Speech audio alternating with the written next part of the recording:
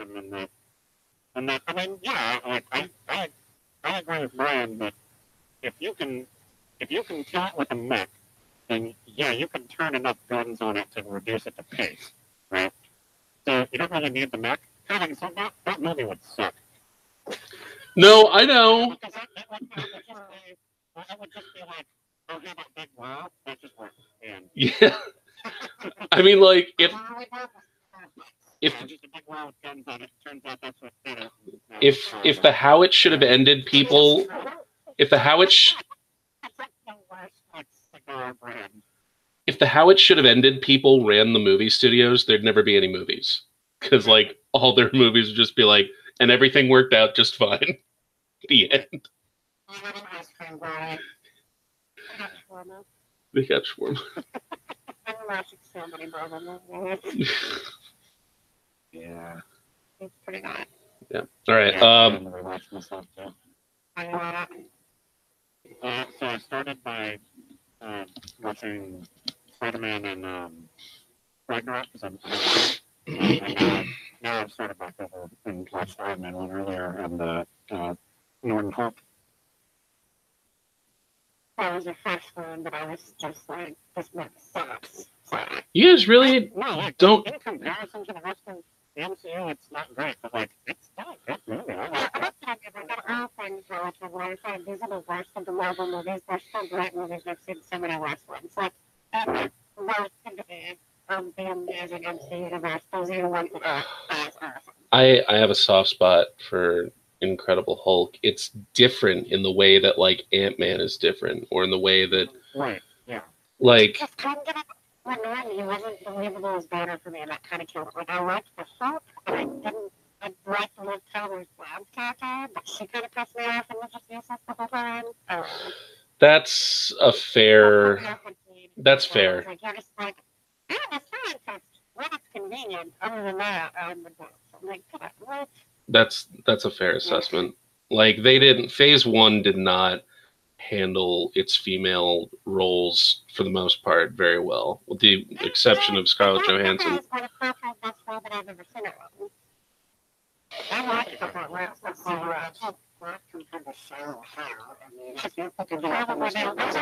Her. All right, like her.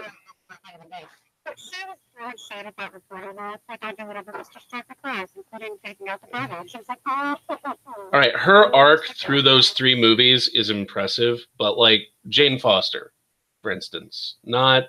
They could have done a lot more with that part. Yeah.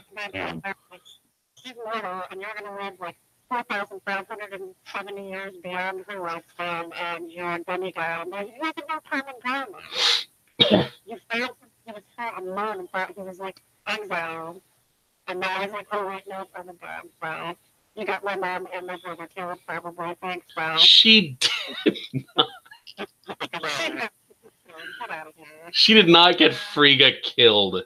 She could have not him and just watched what happened to the doctor. So, oh wow! She got sprayed. In this climate, you're gonna victim blame like that. I'm just saying, like, Captain America's pretty much just a dude. He tries. no, he is very so not. Just a dude, yeah, no.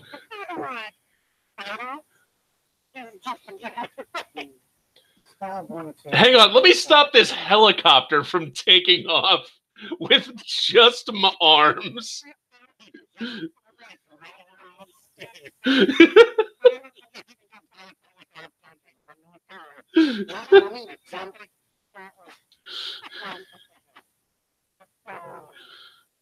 Let me just jump out of this airplane flying at normal altitude without a parachute into the ocean.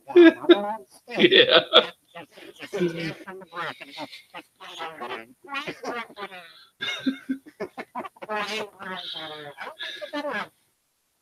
Oh, and I'd like to point out, Jane was doing everything Frigga told her to do. So, what was she supposed to do? Rebel. Rebel. You don't rebel against your boyfriend's mom's, who you are a guest of, and they are healing the darkness inside you. You don't just be like, hey, I know you're literally thousands of years older than me, have way more combat experience. I'm just going to ignore everything you say.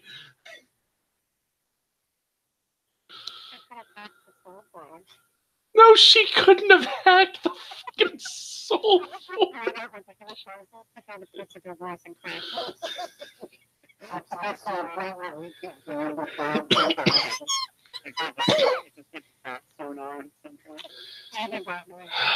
all y'all.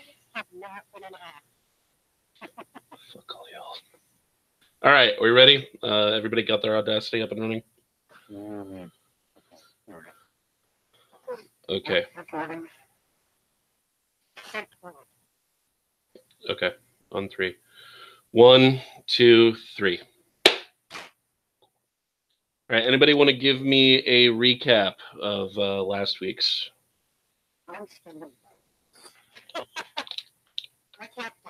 Yeah, that's about it.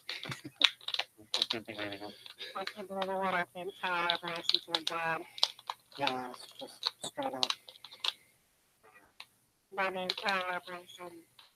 Just question was what stuff like that. The pretty good tip of the hand. Okay, Down is still punching from that moment. I'll never stop punching. Yeah, recap.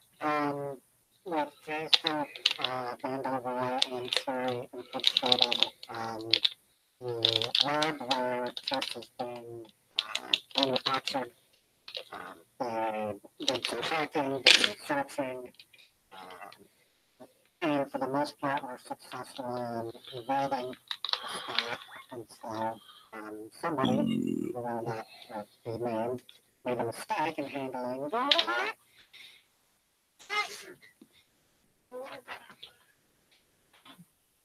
there was a breakdown in tactics which led to security being alerted, and despite some stuffing, the team was able to make it out with plenty of intel about Kiss and how it's manufactured. And thanks to Rena's super hacking ability, there was even a chase that the crew was there, other than the first-hand account of the lab tech and the security guard who saw them. Can I just be Vandal's anger translator real quick? So Vandal fucked up, but it's cool because Rena covered his ass.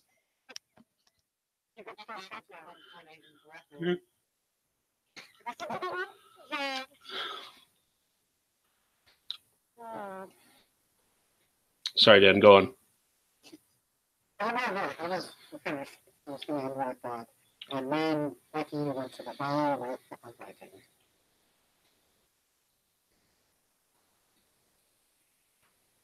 Because which implies that this is probably where Kendra should pick up.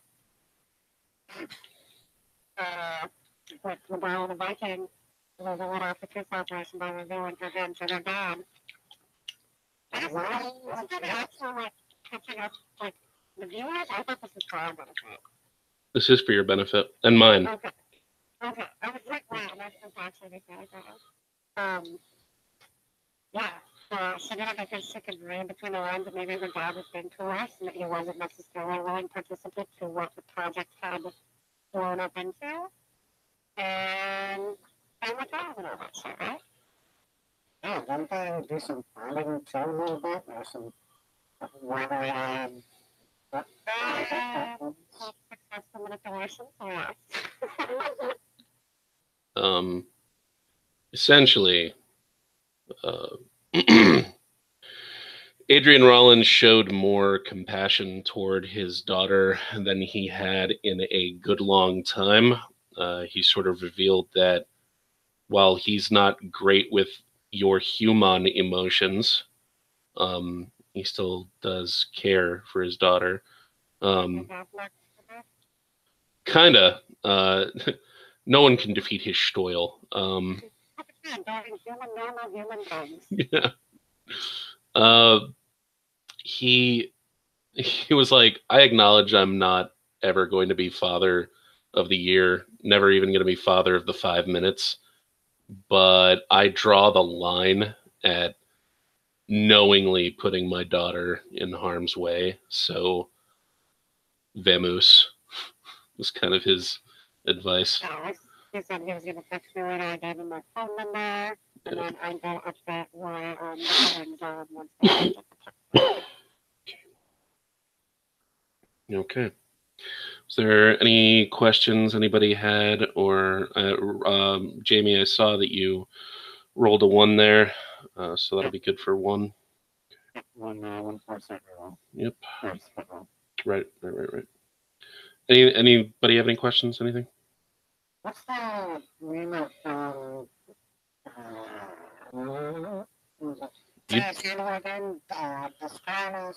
John Delacourt. Yeah. Hey, Dan, actually, it's a good...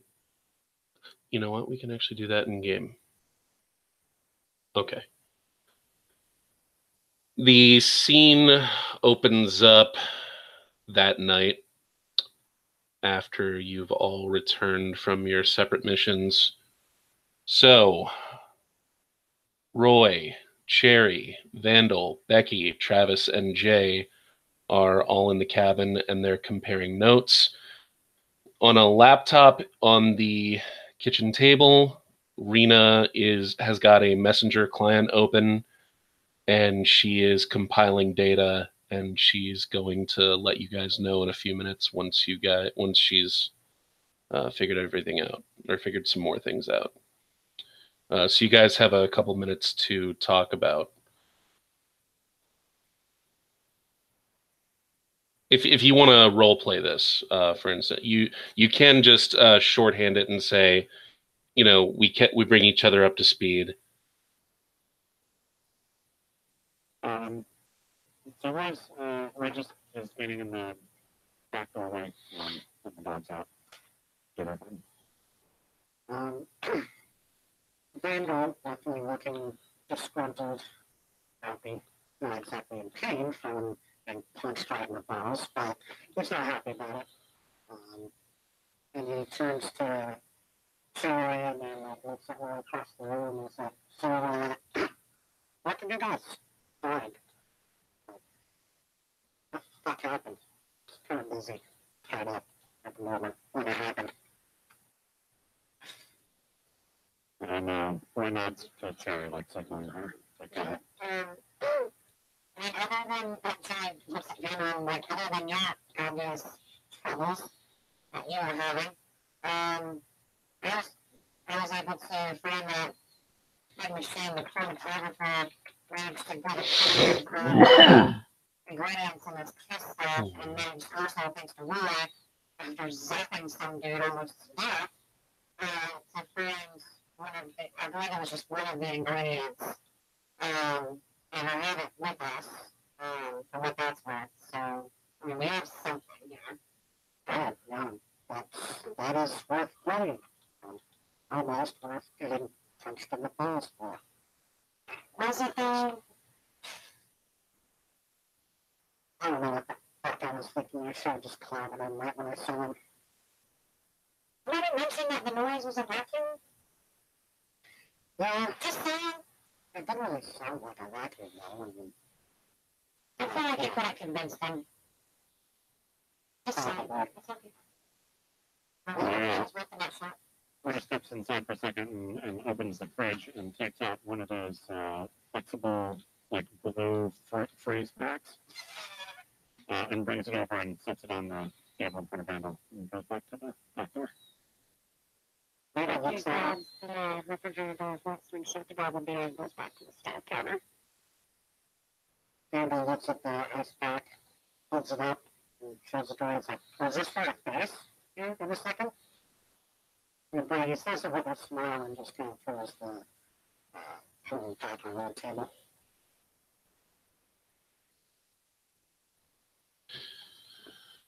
So Dan, you took some notes last session.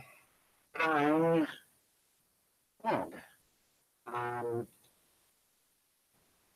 Let me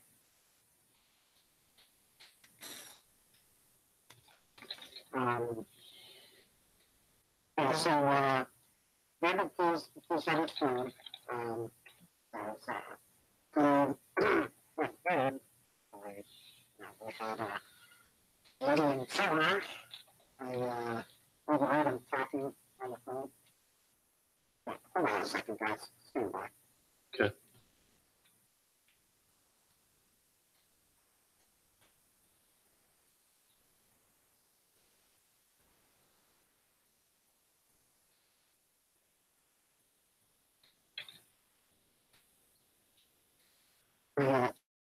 Go to my office. Wasn't big enough for the class. This is an investment. He's a main coon, so yeah. Randall pulls last phone, says, before everything got wild, I was able to listen in on what the lab tech was saying. He was on the phone with somebody. Let's see, he talked about the fact that there were 2 projects, so we might be dealing with more than just KISS here. You mentioned that there's another lab to the south. I think you meant like to the south of where we were, like that building. Can't remember. I didn't jot it down like if there was anything specific. So there's a lot of shipments going in and out of where we were. So we might have hit where this is actually being distributed from like en masse. I can almost guarantee it. There it is. There's also Orchard Hill jotted down. So in complete notes. But I was going to remember more details about that. But anyways, you mentioned something about a medical trial. I guess with most drugs that has to be approved for human testing. I guess maybe KISS was being developed to be put out for public use, but that was determined to be not safe for public use. So I jotted down human trials recanted. So maybe that KISS was tested on people, but the government determined it wasn't safe. So people behind KISS maybe decided to take it on the streets instead of putting it on shelves. And then Vader looks up at Roy. This part you're not going to like, man. He talked about the local pet shelters being emptied for animal testing subjects. Yeah, right now, Tom. So yeah, we've got obviously we have a big mess on our hands, but looks like we got a big clue about how far down the rabbit hole goes on this one. So Jay chimes. Oh, go ahead. So she's kind of like slightly the midst of like the dogs and cats being emptied from the shelter. And then it, how far the rabbit hole goes down, she mutters, or how far up. So Jay chimes in and he says, Vandal, you mentioned something about 2 projects that could lend credence to my theory that maybe Delacourt has kept his word. Maybe he is still trying to refine the drug that keeps the beast at bay for vampires. Possibly. And it would also make sense if he had a bigger goal in mind than just helping out your wife. I mean, a drug like that wouldn't, it would be very useful for the whole species, as a whole, not just in one instance. There are benefits, I suppose, but money would be the first one the family, since 2005, as I understand, has suffered many losses, both in numbers and finances. Delacourt has had me assisting him in absorbing a lot of rackets. They're not anything too horrible. Gambling, prostitution, that sort of thing. But this, I didn't know he had expanded into street drugs. Sounds like gambling and prostitution. Sounds like a real classy guy. Delacourt doesn't, he doesn't, and many vampires are like this, he doesn't view humanity as, they're too abstract to him. They're just more numbers in an equation for him. To him, only other vampires are, well, they're more real, if that makes sense. Oh, yeah, it's like the way people think about the cows that go into making McDonald's burgers. He's not a complete sociopath. He doesn't just go out and, murder on a whim. He doesn't want to control humanity with an iron fist. He just is very dispassionate towards them.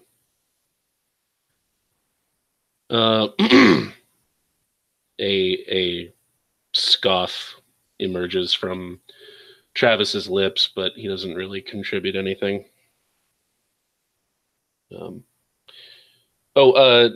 Does Vandal relay the information that he typed out to Rena? Yeah, he does. As he was saying it out loud to everyone, he was typing in a copy of those notes into a messenger. Okay.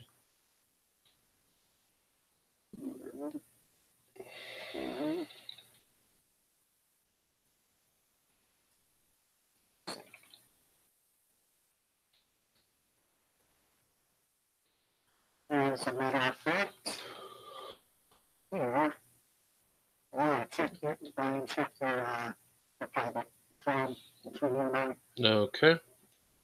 Oh, is this everything you wrote down? Yeah. Okay. Cool.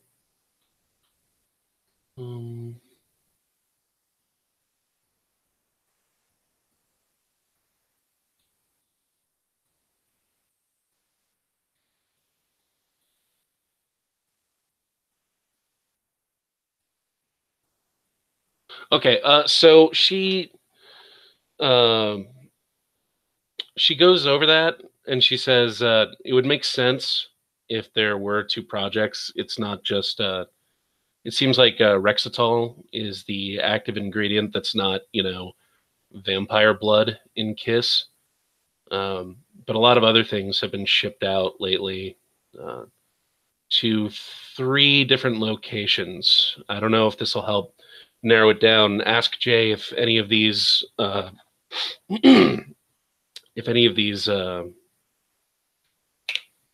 names sound familiar. Med Horizon, Pharmatech, and Asclepius. And he reads all those names and he shakes his head. No. And he types in, like, do they have addresses? And she says, it looks like they're using drop points and PO boxes and stuff. They don't actually have publicly listed addresses for these labs. Yeah. I don't know what Orchard Hill is, she says. I Googled it, and the only thing I found there was this big plantation.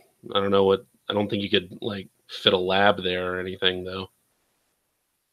Might be the home of someone very important. Jay, does that name ring a bell to you? Does someone on your side of things maybe live there or know something about that? To my knowledge, Delacourt and the family have all taken up residences in gated communities in the suburbs around Atlanta. They have a very loose understanding with the hunter population in the city that they're not supposed to be within the city limits, and ostensibly they obey that understanding. I think every now and then they take a chance and slip in to do business, but So, letter of the law versus the spirit of the law. something like that. So, So we get the dogs back in, and we split off to their favorite people. He goes over to the sink and starts washing dishes. There's out like a thick towel or something on the counter next to the sink to start washing.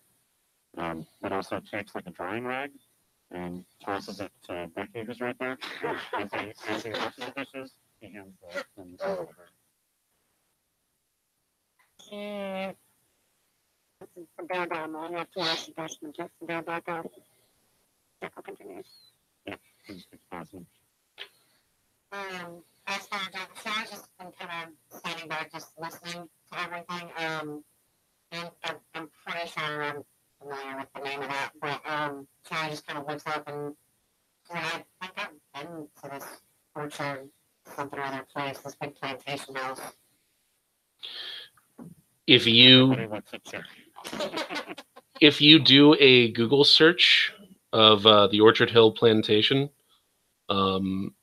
you see that the you see the building that you were in. Yeah, but now you got to tell them your story. Yeah, she Googles that just to kind of make sure she's not lying to everybody. And when she sees the picture of it, like, her eyes kind of go wide for a second, and she kind of looks up from her phone, and, this is where my viewing happened. I mean, long and short of it, I went out with some friends, and it was just this big giant house party. I didn't know everybody there, but I knew enough, people that I could get in. And there was this moment that I almost actually injected this kiss half, and just I started to freak out for a second, and all of a sudden I looked up and everybody was different.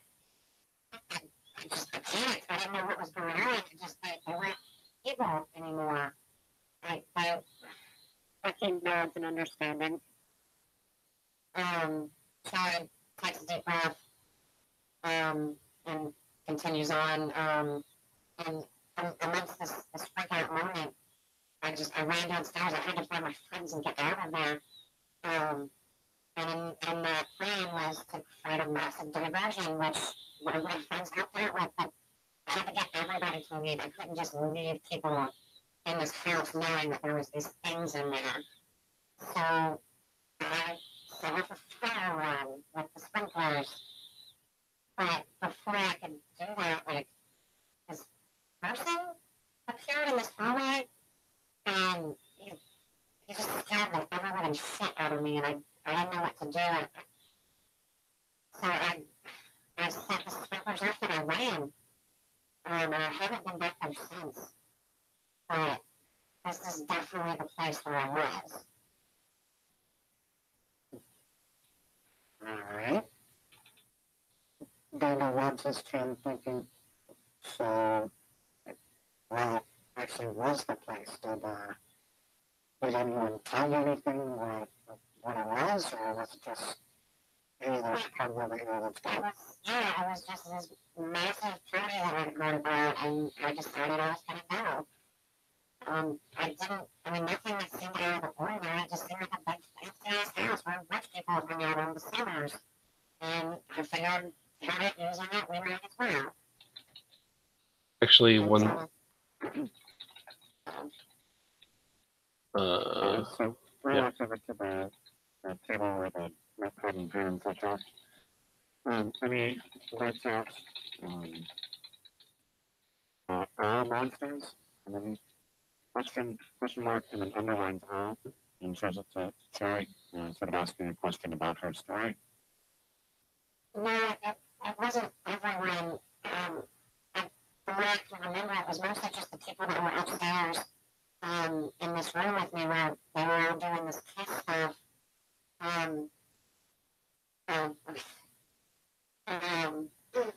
Apparently I was mistaken. It was actually a museum that had been converted into like just to be used as this massive party house. So they had exhibits and things like that. But I mean, nothing really seemed all that out of the ordinary. It was just maybe a little macabre stuff, but nothing, that really made me feel like it was something off. But I mean, it wasn't everybody. It's so macabre stuff. Like, what? I mean, you know more now than you did then. You could put a finger on it, what's that like?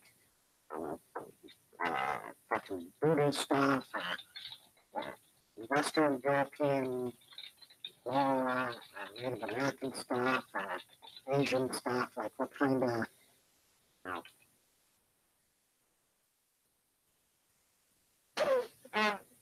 Mostly just, it's hard to explain. It's just like all the antiques kind of things. Like, I mean, it definitely seemed like, having slaves there at one point. I mean, nothing that respectable families would put on display. Not now. Vendor looks at Jay and says, is there any possibility that maybe I was vampires there? With someone in the know? There's the notepad back over to the counter and kind of leans back against it. He's writing on the way back. He shows the page to Becky, and I'm going to send you what it says. So Jay Jay says a lot of vampires that are as old as Delacourt, for instance, they have an affinity for older places. I mean, so far as I know, Delacourt was definitely around. Maybe not in colonial times, but definitely during the Civil War era. He might be older than that. I could see him being comfortable living in a place like that, but as I said, I thought he housed himself elsewhere. But then again, if slaves were kept there at one point, this plantation might not just be one. They'd have slave quarters, and it'd be spacious. It's possible there's enough room there to conduct some experiments. I don't know, though. I've never been there myself. And maybe it is just, maybe it was just a hosting ground to try to get Kiss out there. It seems that that was the purpose of the party, was to spread it around to as many guests as would willingly indulge in it. Well, if they were using it, originally to test on people in quiet, using the slave quarters or whatever to test it on the prisoners, and then decided, hey, let's give this particular strand a shot and, on the public. Might as well host a party in the big fancy house, spread word around to as many looks at Cherry, willing delinquent types that come by. The irony of that statement. Yeah, visuals background shatters. Yeah. I mean, it might have just been the perfect location. Jay looks at Cherry and asks, this person you encountered, Do you remember what he looks like at all? Asking Ryan if she remembers what he looked like. You can make a intelligence exposure roll, which is a grand total of 4 dice. Difficulty. Well, actually, it probably would have. It would have been dark, but it would have. The encounter would have stuck in your mind. So you have one thing for and one thing against. So difficulty 6. Is that exposure was the second one? It's not going to be in there, so you're just going to roll your intelligence, leave the secondary thing blank, and then roll 1 bonus die. Diff 6. I mean, you can use willpower on this if you want, you know, because you're actively trying to recall. Yeah, no, I am. All right. You remember that he was a tall white guy who spoke with almost a Cajun accent. Okay, sure, explains that. All right. And then Jay's face kind of glowers, and he says, Eli.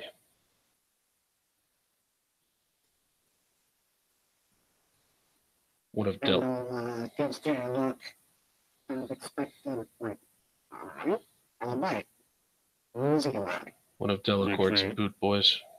Actually, on that note, I need to do stuff here. So Sure. I'll be back in a few minutes. You'll find out soon. Yeah. I just caught my point unintentional. I would bite. Terrible. Waka.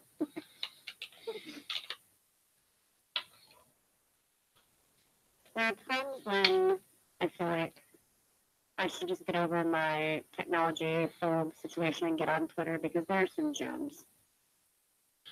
I don't. Go ahead. Sorry.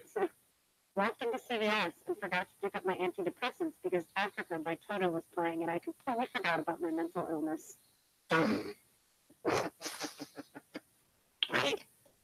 Patton Oswalt has a joke very similar to that.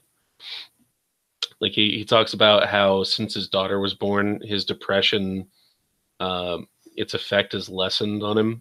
So it has to pick its spots very carefully. And he was grocery shopping for frozen food dinners on a Tuesday. And then all of a sudden Toto's Africa starts playing. And he's like, and it was so strange because at that moment I had never felt more blissfully, effortlessly, joyously suicidal. Like if I'd had a gun in my hand at that very moment, it would have been like, I bless the rains down in Africa. And like he would have brought it up in one smooth motion and just I think that's the exact opposite of the tweet that I just read. just reminded me. Exactly the opposite situation. Africa by Toto makes me not feel depressed anymore.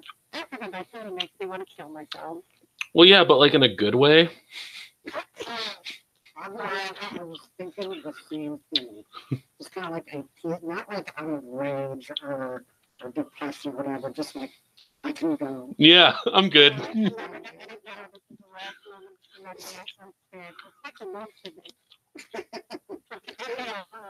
It's all down here. It's downhill from here.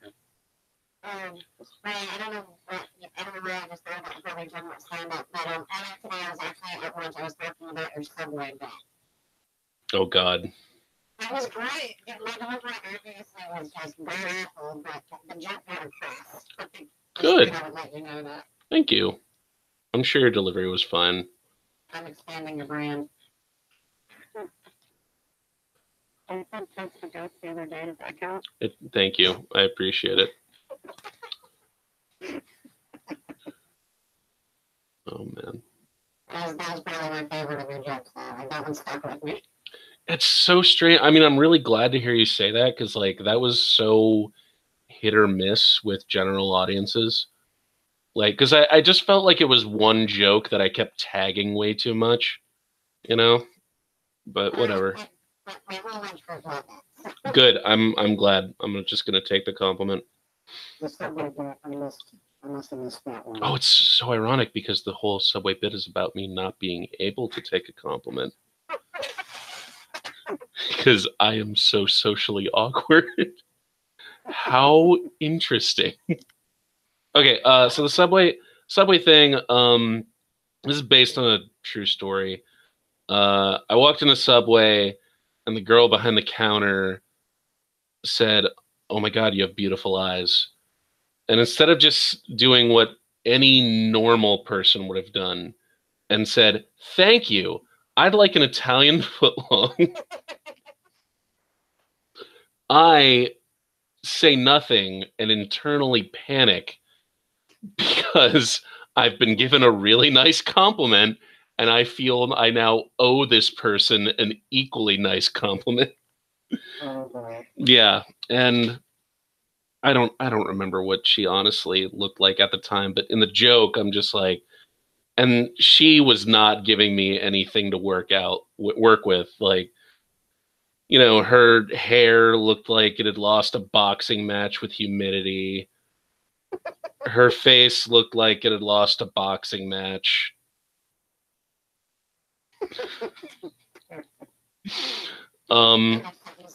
And she's like, "Oh, you have such beautiful eyes." And her eyes were like brown, like, and I don't mean like there's a lot of brown-eyed people in here, but you guys have like a rich oak. She had like that dog shit.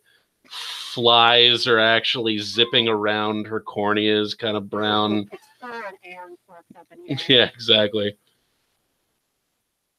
And so instead of just, moving on or paying a compliment, what I said was, "Thanks, bitch, for calling me out in front of all these people that I'll never see again in this subway and making my life socially awkward for the last 5 seconds. You know what? Screw this. I'm out of here.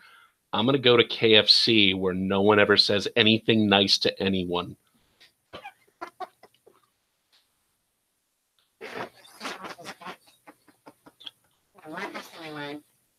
There's actually a much dirtier Taco Bell bit that leads into the subway. So it's this weird Star Wars trilogy of fast food bits.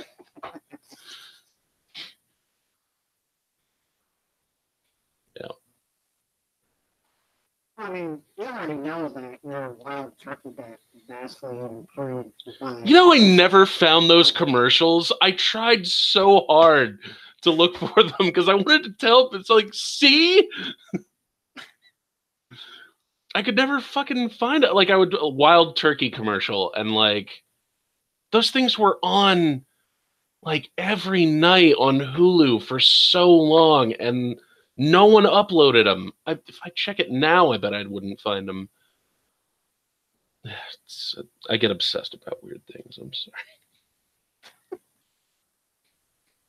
But I remember, like, I was thinking about that bit one year when I was trying to figure out a good Christmas present to get my brother. And I remember how you, in that bit, one of your friends got, like, a really nice, like, $60 bottle of scotch. And your other friend got you a 32-ounce Corona. Yeah, that was another hit or miss bit with general audiences, because general audiences don't know what good beer is. And like half of them are drinking Corona as I tell them the joke. That's the most thing I think I've ever heard you say. The general populace doesn't actually recognize good beer. The general populace drinks Bud Light. Yeah, for real. I mean, oh my God, I'm sitting in my face. Every time I hear that, I don't know whether to shoot someone else or myself. Maybe both. Don't panic, that's people. I had a craft brewery that I encouraged to, like, not, like, they were poking fun at Big Bear, obviously. And Bud Light sent a herald in full garb with a scroll as a cease and desist.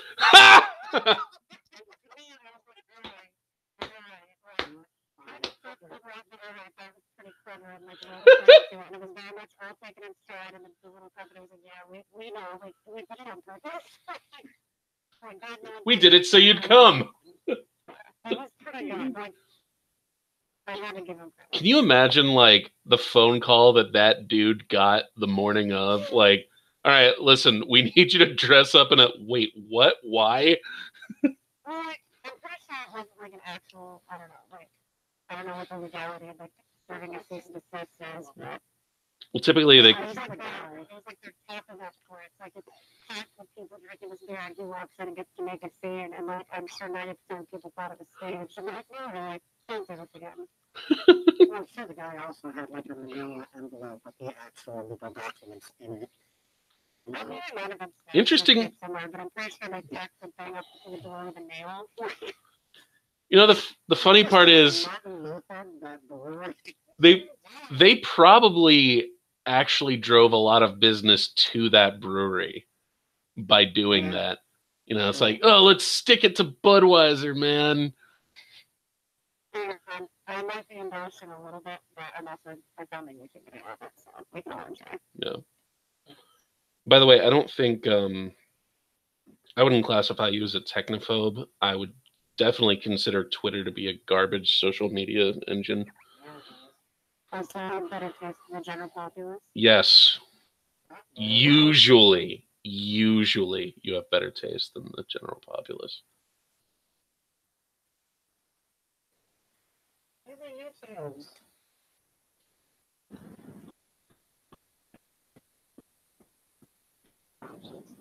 And now to the glass wall.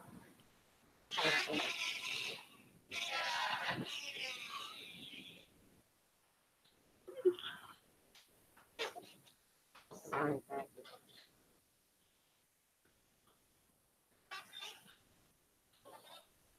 Lotus.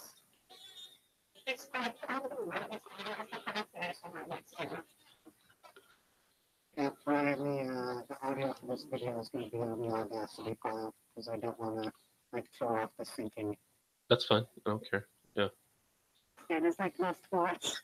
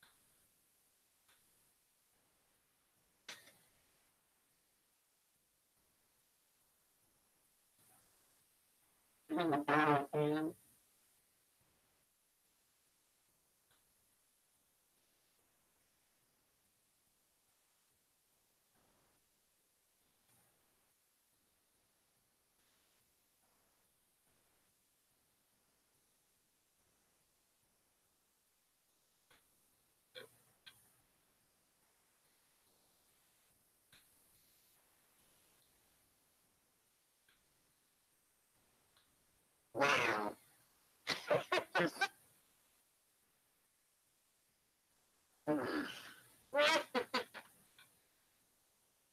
It's pretty clever.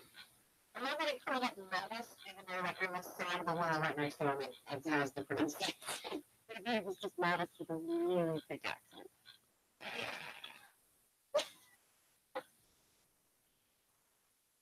It still doesn't change the fact that one of my 16-year-old employees, like fellow employees at work, like out of nowhere was just like, Billy, Billy!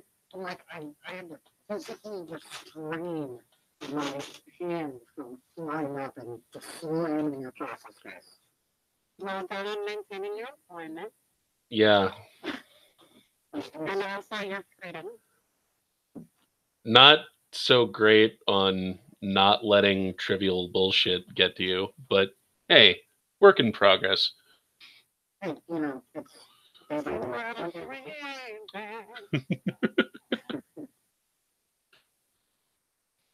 my job, got out of jail, did not keep my dignity.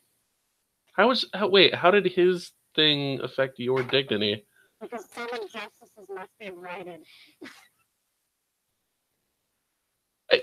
No, because it is a very small, trivial thing.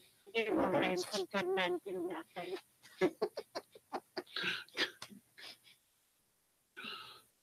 It's evil to say dilly dilly. It's It's unoriginal, uninspired. I don't know about evil. See, I think you could say just about anything, and then it's like that comedian excuse. Oh, I was just joking, man. I know you were incredibly offended by that thing I said, but I was just joking. And then if your joke falls flat, you know, people will look at you weird, and you're like, I was saying it ironically. Yeah. So we were drinking on the weekend of St. Patrick's Day, like you do. And they had some really good craft, and like two of the people that were there really enjoy it, and the rest of the group is just like, whatever, give me a Bud Light. And so Papa was really tasty beers, and then one of the girls like kind of out us because she knows everything else is in the Bud Light. Like she very much like takes the drink and was like, yeah, like in the most like sarcastic. And the rest of the crew was like, and I just didn't. It was just one of those grateful moments. Like, did we tell them? Did we tell them? No? Okay. I'm not doing it bad, bougie. Yeah, no. Bougie little. No. I don't know. I can't go back, man. Like, I can't drink now anyway. Like, not that I've really drank large quantities of them before. Yeah, now who sounds privileged? Yeah. But I'm hilarious and 50 for a six pack because, like, where is it from? Somebody's bathtub. I mean, if it's not moonshine, then no thank you. I don't need beer. I don't need bathtub beer. But I want some bathtub whiskey. Brian, did you let me know about the guy that got busted out on Atlantic Beach with a moonshine still, some dude, and a fucking grenade? No, but that man must have had one interesting weekend planned. Yeah, that was not his life. I know him. Yeah? Yeah. Like 6 felony charges and this, that, and the other. It's starting surveillance footage from when it went down. Did they find him with like any other firearms or whatever? Because I can't imagine he would just have a grenade. I mean, we likely think that they didn't get him there, so they didn't take his cash and everything else. Yeah, like that from like the SWAT came in and fucking righted the joint, and you can see the surveillance sound like, pull up in a U-Haul. Undercover. And just casually, the SWAT car. Oh. Just casually meander it with the road for a Sunday stroll. And, like, I mean, this was like 2 undercovers had come out because he lives in a shack. He has one working in shack. Like, these 2 undercovers came out because they knew we had cameras and stuff. And they're like, oh, yeah, we're just interested in some woodworking stuff. And that's how they got in. And they were like, all right, I think there's no someone's SWAT. And I was like, all right, let's just walk on in. Like, they weren't even holding their guns. They're just dangling on their hip. But it's starting to look like you might get every single one of them fucking charges out. Really? Yeah, I don't know how. Oh, and you're familiar with Dwayne the Bounty Hunter by shout names? Yes, I'm familiar. Mm-hmm. Dwayne as his bail bondsman. Huh. The older son. Not dad. The older son. Bail bondsman. South Park did not have kind things to say about Dwayne.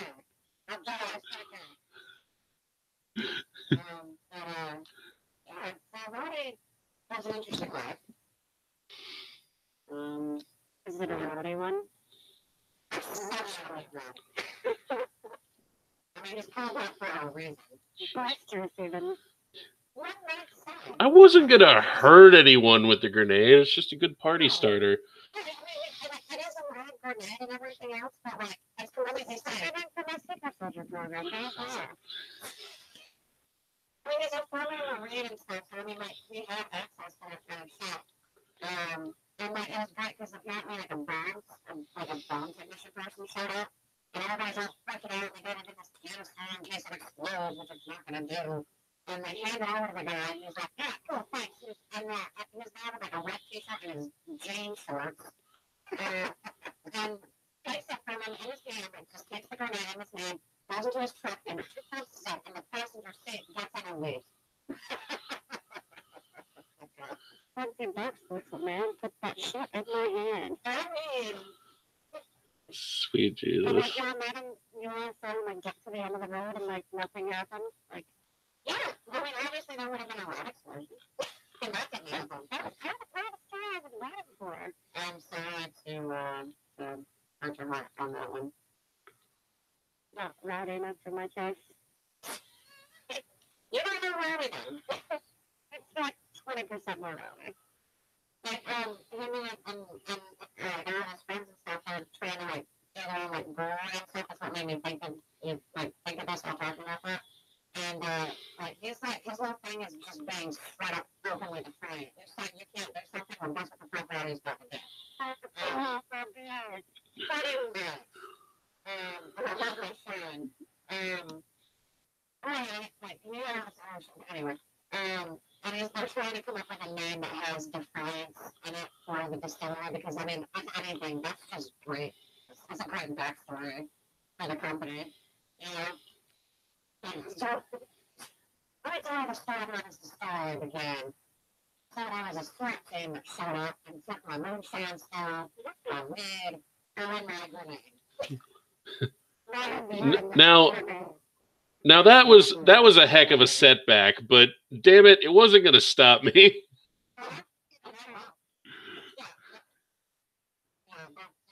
Into the defiance part of it. Just like, oh, you're gonna take over shit and set me back? I got you.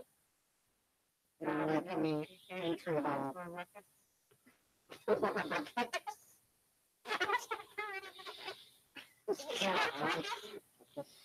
Oh no, don't get that.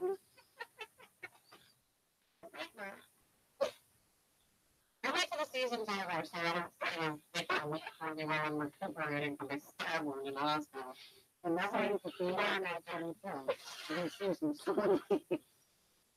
I really don't want that to be. No.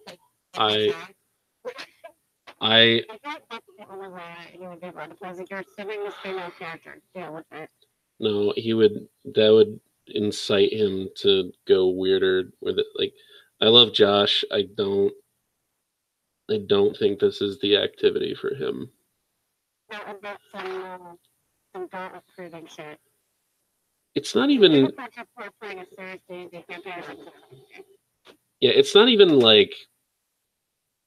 It's not just the like it. We kind of take it seriously. It's also you told me he really. Like, he's been playing D&D for so long, and yet he doesn't seem to have the firmest grasp on the rules. Like, Yeah, they play like once a month for like an entire session. So like we haven't played. Maybe it's never once a month. It might even go longer than that. I don't know. But like the point of being in depth was not for them to get a grasp of it. This wasn't DM teaches people how to play. It was for people who have the best grasp of how D&D works, play D&D. So to that, they're getting slightly more time on it, but they're not there to learn to play it accurately. So there is that to be said. okay. I don't know. I just was really surprised. He was like, "Hey, I could legitimately play World of Dark. I could be concerned and do well."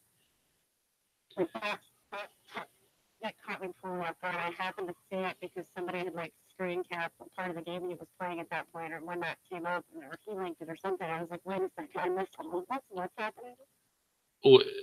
Wait, Josh made a I post. think he screen capped it, and like, 'cause I brought up one there. So he was like, oh, it's fucking bad. Maybe fight with you guys. And I was like, really?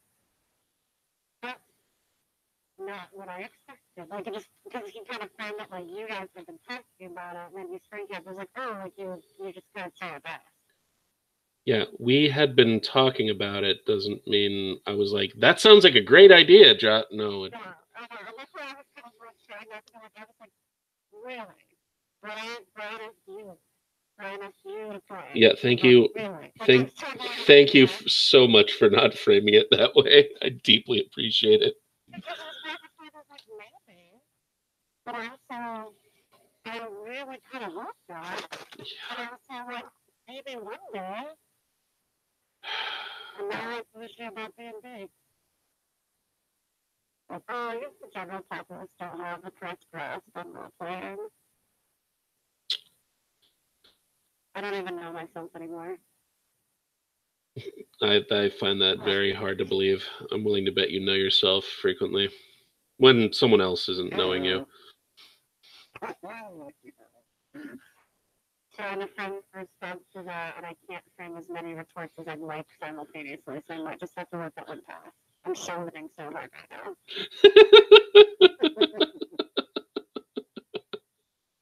Yes, I caused a log jam in Kendra's brain. Too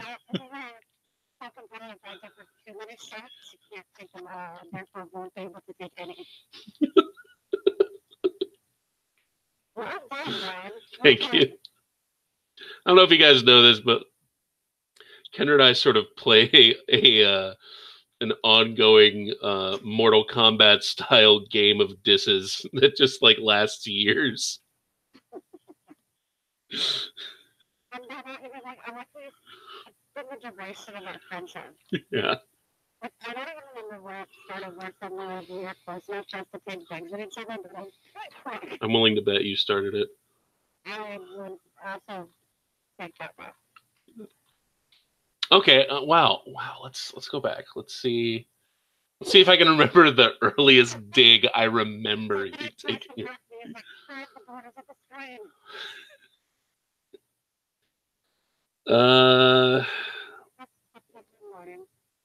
Was okay. No, that was okay. So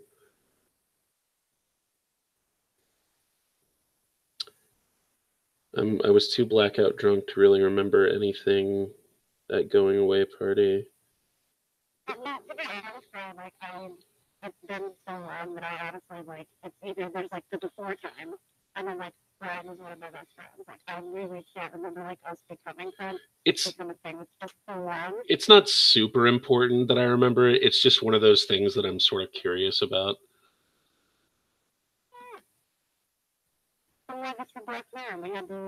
Oh my god, you know what it No, you know what it is? It's probably recorded on Facebook. There's a good chance that the first dig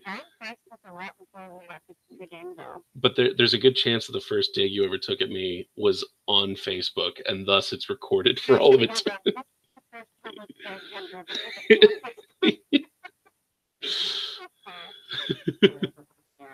Exactly. Like, literally, we have mutual friends, and one of them was complaining. He's like, Andy's mom likes more of my posts than actual Andy does. Sad face. And then in return, Andy went through for like the last 3 weeks and liked every single thing Carl had done on Facebook.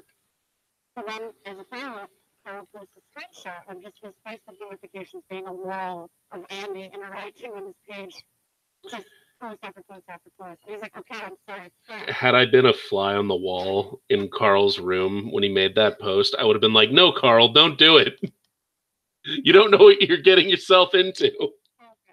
Because literally, like, it was like 2 or 3 years ago, Brian was like, oh, but he was making these jokes that, like, not everybody paid attention to. And he started asking, he was like, so, like, I make these jokes and, like, you don't even, like, acknowledge them on Facebook. I was, this, it's...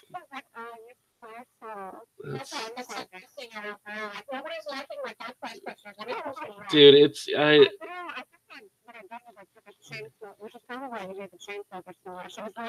No, I don't. I don't dislike the Chainsmokers. I just happen to think that YouTube video, how to write like the Chainsmoker, I thought that was really hilarious. I don't hate the Chainsmokers. You didn't like the Chainsmokers the day that I used their lyrics as a snappy comeback to you. Could you Well, no, I didn't like them right then, but that song grows on you. Like a fungus. Like a fungus, yes. The first time they were like playing it from the apps, I was like, that is horrible. That's fucking disgusting. Never show me that again. And then I heard it in the background of enough like girls and friends, and then like he had it on, and I was so much son of a bitch. Yeah. And I was like, like, Pretty much.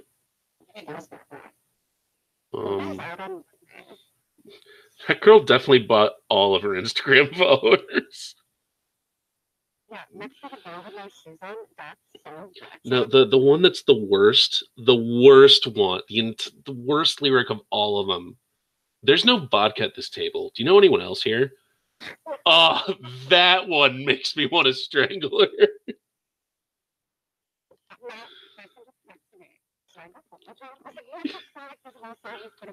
No, whatever. You know, you have control over your own libido, and more power to you. But you scavenging, leeching parasite. There's no vodka at this table.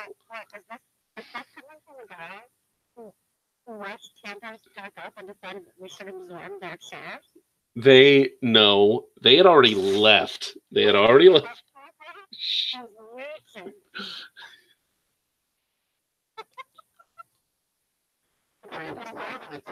Guys, 1 second. 1 second. Use what?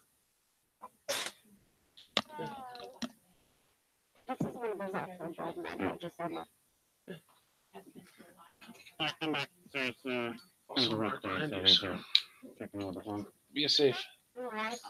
No, do you think? The first time I ever publicly dissed Brian, and Brian was about to regale us with the tale of how we stole our neighbor's campsite chairs. Pretty much all of us have broken our glass houses tonight. Kendra with her being bougie over beer and D&D. Me with my stealing. Dan judging people's lifestyles. Which is basically my crime, so we're not saying that. Yeah. I haven't put in the way people conduct themselves, and Brian's like, I think things don't belong to me. The things that were ostensibly abandoned. What if that chair had been a baby, Kendra?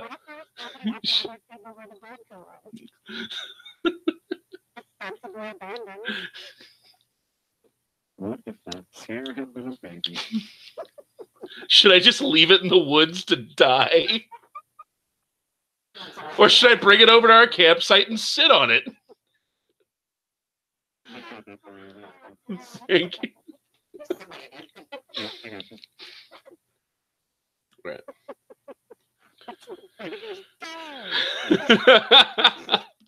Thank you, Moria. I know not how to get taken over by the fucking terrible frozen creatures. What's babies? Well, what if those babies? Yeah, just an army of frozen chairs. That's what I do with regular babies. No, see, but that's what they want. That's what the chair babies were counting on. Other babies with chairs are chairs that are babies. But why should sit on them? I'm so confused. Okay, so I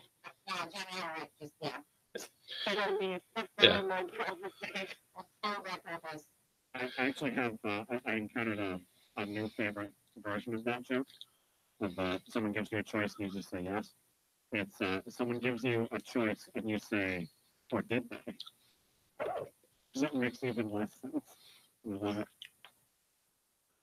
So, no, yeah, we're doing this. I'm sorry. Yeah. So Vandal asks Jay, "Who's Eli?" And Jay replies, "He's one of Delacourt's. He's one of the family. You might actually call him the black sheep of the family. Well, if I didn't already have that title. But Eli has disciplinary problems, or at least he did when I knew him. So Delacourt always kept him on a short leash. I mean, supervising a drug party kind of sounds up his alley, but I can't imagine Delacourt trusting him to do that on his own. Either way, it kind of sounds like this Orchard Hill place is shaping up to be something we should check out. And then, as if on cue, Rena asks Roy, hey, you remember that plate that we ran from Bob? Yeah, he messages back, yes. Yeah, guess where it's registered to? Well, that figures. Yeah. They really looks at Roy that is making no noise, and the computer that is making no noise sees Roy's face, says, what's the bad news? Roy tosses the phone over. Randall reads it, and Roy nods and points at Vandal as if to say, that's what I would say. and Randall looks up, and holding up the phone, it's like, Rena ran the plates from Bob's car, and Bob lives at Orchard Hill. Well, the car is registered there. Well, the car's registered there. But, if Bob is, depending on his involvement, who knows, he might be Eli's guru or Patsy or something. I don't fucking know. We didn't actually figure out what Bob was, did we? I can't remember. Bob, based on your observations of Bob, he appears to be, he looks like any other KISS user, but the thing is, KISS users also look like ghouls. So if you guys are drawing a distinction between KISS users and ghouls, which I'm not sure if you are, or if there's really enough, you guys really haven't looked at just a straight ghoul enough to know. Like okay, so Vandal would probably, yes, Vandal has observed ghouls in his lifetime. And like looking at one and then looking at the other, he hasn't really seen much of a noticeable difference. For all intents and purposes, they're the same, except on a very fundamental level. Right? Basically, with the exception of how they're created, you could say. And even that is a subtle difference. Right. So,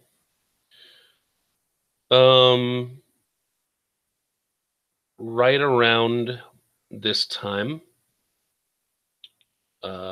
Becky gets a text. Oh, really? Yes. I And- can check your phone. And I realize I'm making this all kind of seem very coincidental, but it's just, for story's sake. Well, it's fine. Yeah. It's cat facts. Thank you. She subscribed to it. And it's a doozy. For some reason, cat facts is sending her a message about story. Becky has dropped from 4 to 3 meow meow beans. Oh my god. Everyone hates the Jennifer. It's from Bob, who says, hey, Teddy told me you did great. Is that code for, do you want me to send you this? I mean, maybe. Okay. Yeah. And if I'm getting a text, like I'm probably not just gonna like open it and like. So Bob calls you, and you accidentally hit speaker. Yeah. I put that front of the back. Okay. So I can try the conversation. I just got an answer for everything, don't you? Why don't you guys talk amongst yourselves while I type this to Kendra? I'll try to be a back boy. No. I mean, if you want ultra realism, Yeah, man, because we can just not use the information in character. You know, Brian can tell you what the text says, and we just don't have our characters react to it. Or while Brian types that, Brandon can turn to Travis and say, so, how was your date? actually, Dan, normally I'd be cool with that, but I can't. He's got to type. Yeah, I can't really have. I've never mastered the art of two conversations at once.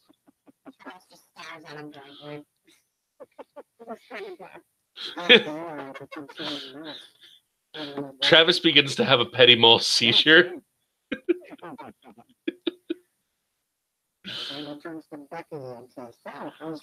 Again, a person who is having a different conversation. Yes, talk to the dog, for God's sake.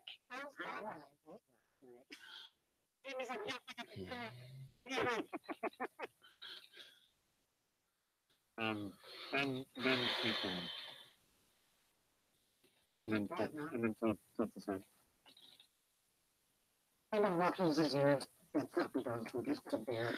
And I can do that. That's weird, but I Yeah, you can't touch his ears. I don't. it's like a acoustic. I mean, okay. I mean, I guess technically you don't plug them in, so yes. On the acoustic scale. Everything in some degree of acoustic.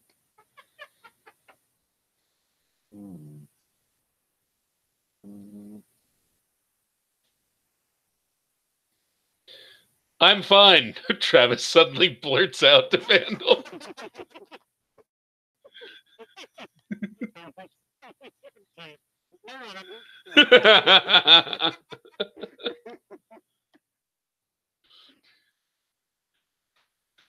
Becky's mom is surprisingly hot.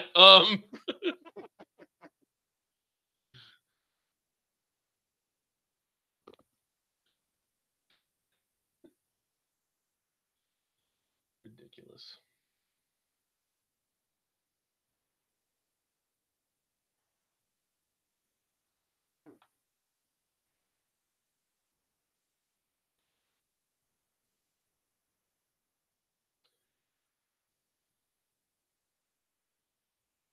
I mean, okay, so I guess I'm just waiting for Becky to text back. Trying to think if there's anything else. Yeah, there's never connects to that. Anyway. So I mean, like, I mean, it makes it really hard when you don't have any bitches, but, you know. Speaking of trans on nothing. Maybe it means all the ladies who speak with are top notch. Yeah, yeah. Oh, God damn it. Okay, did you lose your connection for a minute? Oh, she went ahead. Okay. Oh, okay. I didn't see that. So in your chat, you have a text from Bob. Okay, now she's all right. Jesus. I don't think you could really accuse Dan of not trying hard enough. Dan tries very hard. I don't know his name. Well, now you do. Yeah. Now you do. Yeah. And I'm going to continue to talk shit until you get you one. I want prepared to talk shit. It works. No, it does not. Yes. message for me. How much is that?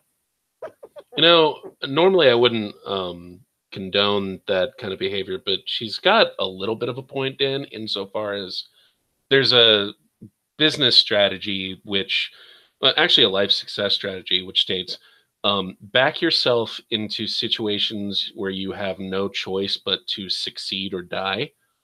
So if the alternative, which we've stated, is Mariah just hounding you until you are driven insane, or getting a girlfriend, then that will motivate you to be like take a look at yourself in the mirror and be like, okay, what are we working with here, and how can I, and putting yourself out there more. Now, devil's advocate here, every survival strategy includes not putting yourself in situations where you'll die. So, take your pick, I guess. It would. All right. All right. Succeed or die is, yes, I'm exaggerating the.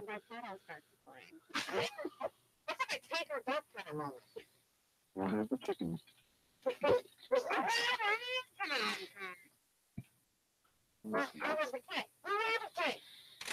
My choice is for death. I'll have the chicken then. Welcome to Applebee's. Would that be apples or cheese? I hate Applebee's. Really? Yeah, because our generation's putting it out of business. Yeah, we're terrible like that. Rubber meat steaks. Actually, there's some after food. There's something else. Something awful. Yes, everybody gets it okay for the bathroom. Okay, I like spit sticks. We just watching one of the. No, that would be the perfect time to go into your Blue Apron thing. Oh, damn it.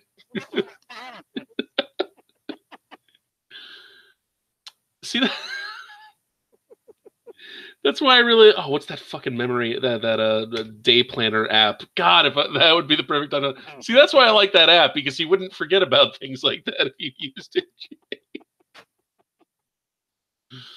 I want to see a commercial or hear like a podcast commercial. It's styled where one of the presenters, like, say it's like a two-person discussion podcast, like where like say one person presents it in that, like, well, if you use this day planner app, you have a better time. But then the other person takes like real offense to that and just lays into it, like yeah, but I'm having trouble with dinner and I can't really get it. It's like, well, yeah, I mean, if you went with Blue Apron, you'd be able to make the great home cooked meal every time. It's like, fuck you, I'm trying.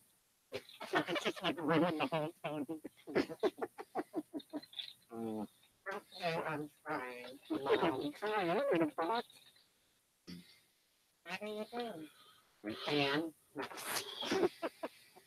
you know what? That's what we need an app for, where it's just like an AI version of Mariah doing shit about the fact that you can't get a girlfriend, but you're forced to download it. You can't delete it. And it's like the YouTube ballad that came on so many smartphones years ago. You just literally cannot believe it. That was you too? Yeah. No, it was me too.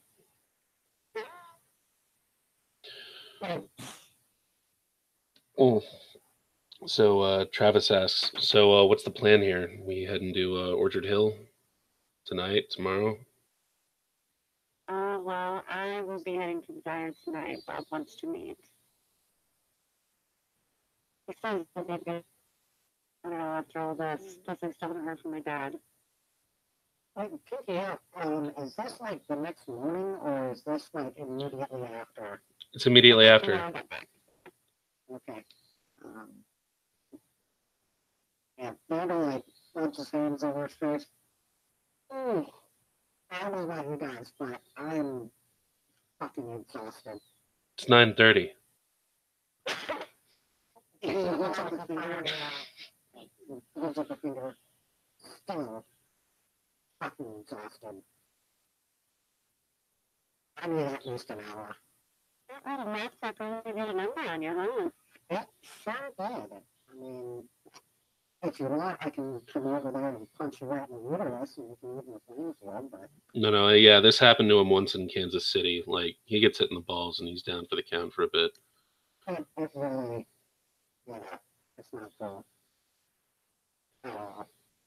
And then Vandal pounds his beer and jumps to the door, which wasn't on the back. Let me- Just for the record, you were going to be snarky about Travis and I's fake day and then threaten to come over and punch me in the uterus. he's Yes. unstable. Have people forgotten he's just an unstable dude? That was a really abrupt. That was the start of like 7 sentences in conversation. It's like walking nitroglycerin. All right, so Jay actually pipes up and says, we probably don't want to do anything drastic tonight. If we think that there's a move to be made at Orchard Hill, if we think this might be the base of operations, and it seems like the evidence is pointing that way, we might want to take a night to recuperate and plan.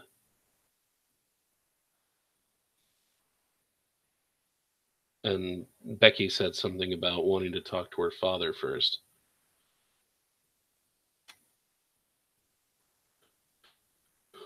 Travis nods and he says, if that's what you guys feel like, I mean, you're running the show. I'm just here to help. And yeah, it's probably not a great idea to go in half-cocked. And I don't love being away from Florida for too long at a time these days. Just things, you know? And you're going to miss your bingo tournament? Travis just shoots her an unimpressed look and says, This kind of sounds like a I can feel sad that Travis is stealing his moves.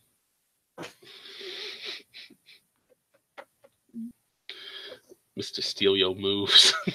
Mr. Steal Your Face. Yeah. So Travis and Jay head out, you know, and they basically say, like, when you guys like give us a call at sunset and we'll head over. Well, I mean, obviously separately. They're not staying at a Days Inn together or anything like that. Ricky Nod says we'll hitch up. Cool. All right, so you guys left now?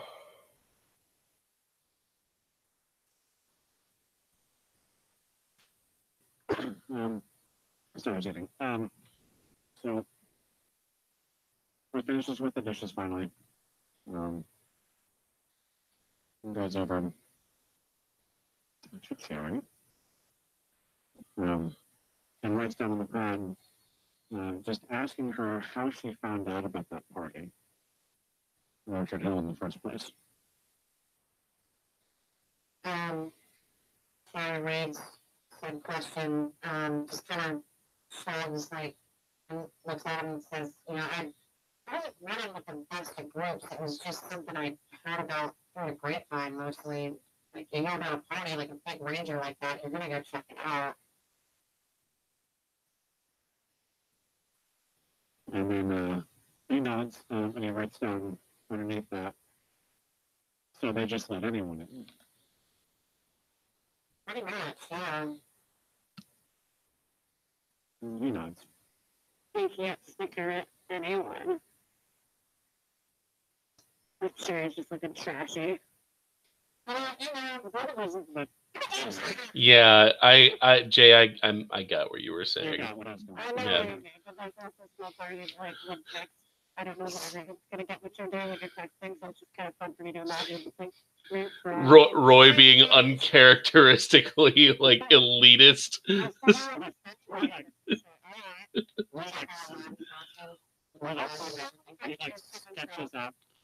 sketches out a whole face rolling its eyes. He has a guy Patrick Stewart explosion on his gun. Yeah, we got really good at drawing. It's the only meanings to work quick now. But like when you go blind and you get a better sense of smell, you're just like, oh, I'm autistic now. Yeah. So yeah, basically, if Becky wants to meet Bob at the diner, then that's kind of the next move. If she wants to go, she can also just be like, "Fuck it." And Barbara. You could. I mean, I'm trying to like pick up a threat of, you know, and this person that can be counted on to get a star or whatever. You probably wouldn't want to just stand him up like that. I feel like that just sounds a little, at least for the time, worthwhile maintaining. Once we blow the top off of this, though, he's probably going to put two and two together real quick. Yeah, but until then, we might still need any information we might have. All right, that's fair enough for me tonight, then. Guess I should go change to something a little more comfortable. And she gestures down to the evening gown that she's been popped up on the counter the entire time in. Sitting over there. Oh.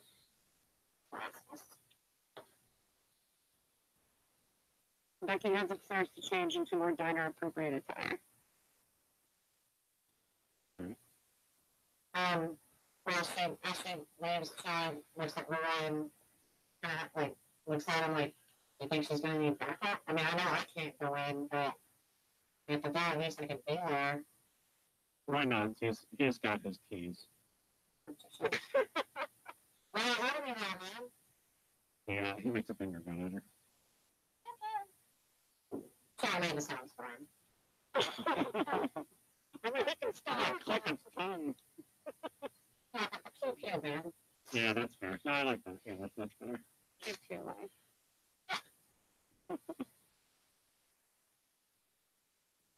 So we're right. The bell said just down. Alright, no one else to do anything. I didn't do so. I'm back downstairs, and I guess we are gone. Cool. Hmm. So is it just the three of you, or Savannah's taking a That'll save everyone else about. Yeah. all right? Cool. Yeah, picking up at one willpower remaining, I mean, it's kind of, I feel like it would be right to RP that he's just, like, out for a little bit. That's more that we're asking is you got kicked in the balls by a lab technician so hard you need a timeout. That's kind of my favorite part about that whole thing. Like not even a timeout, like a nap. You got knocked out so hard you had to sleep. And the funny thing is, mechanically, he soaked it, all of it. Yeah, into his testicles. Yeah, I mean, he ironballed it for sure. He did. Fucking sponge. So, all right. Or it could be, you know, like the prime. That doesn't seem right. All right. Like, you eyeballed it like a sponge. Like, right. Wait a second. So Roy takes the cleaning uniforms that they have. Are we gonna give him back to stuff? I mean, we didn't return them, did we? I mean, we returned the van, didn't we? And I got mad at Nope. So yeah, we took Back from the fact that the Triceratops. Well, like, Ring goes out and stashes the things. I want to say, like, that the T-Rex's mouth goes back a ways. And he just, like, shoves them back up in there for now. The cops will never think to look for it there. the T-Rex, I'll be too scared to go close to it. Exactly. It's a fucking T-Rex. I mean, It's googly eyes. it's brilliant. Yeah. Okay.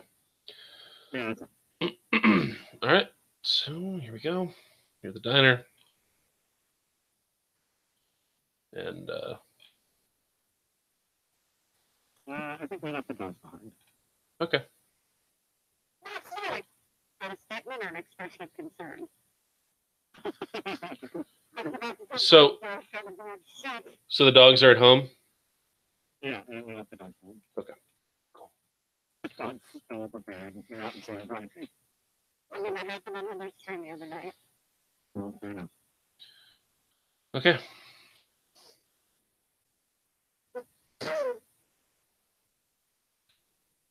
I don't have this again.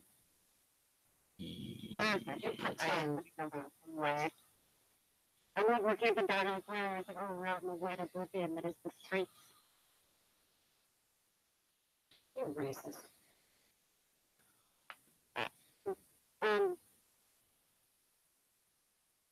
What? Yeah, go. Oh, okay. That's not. I was going to say, did I break your brain for a second? I swear that was not. Right, caught me off guard there. I'm not on the ropes when it comes to whatever parts there. And I do have a favorite. Your mom's the one to deliver me of the state. How did you know?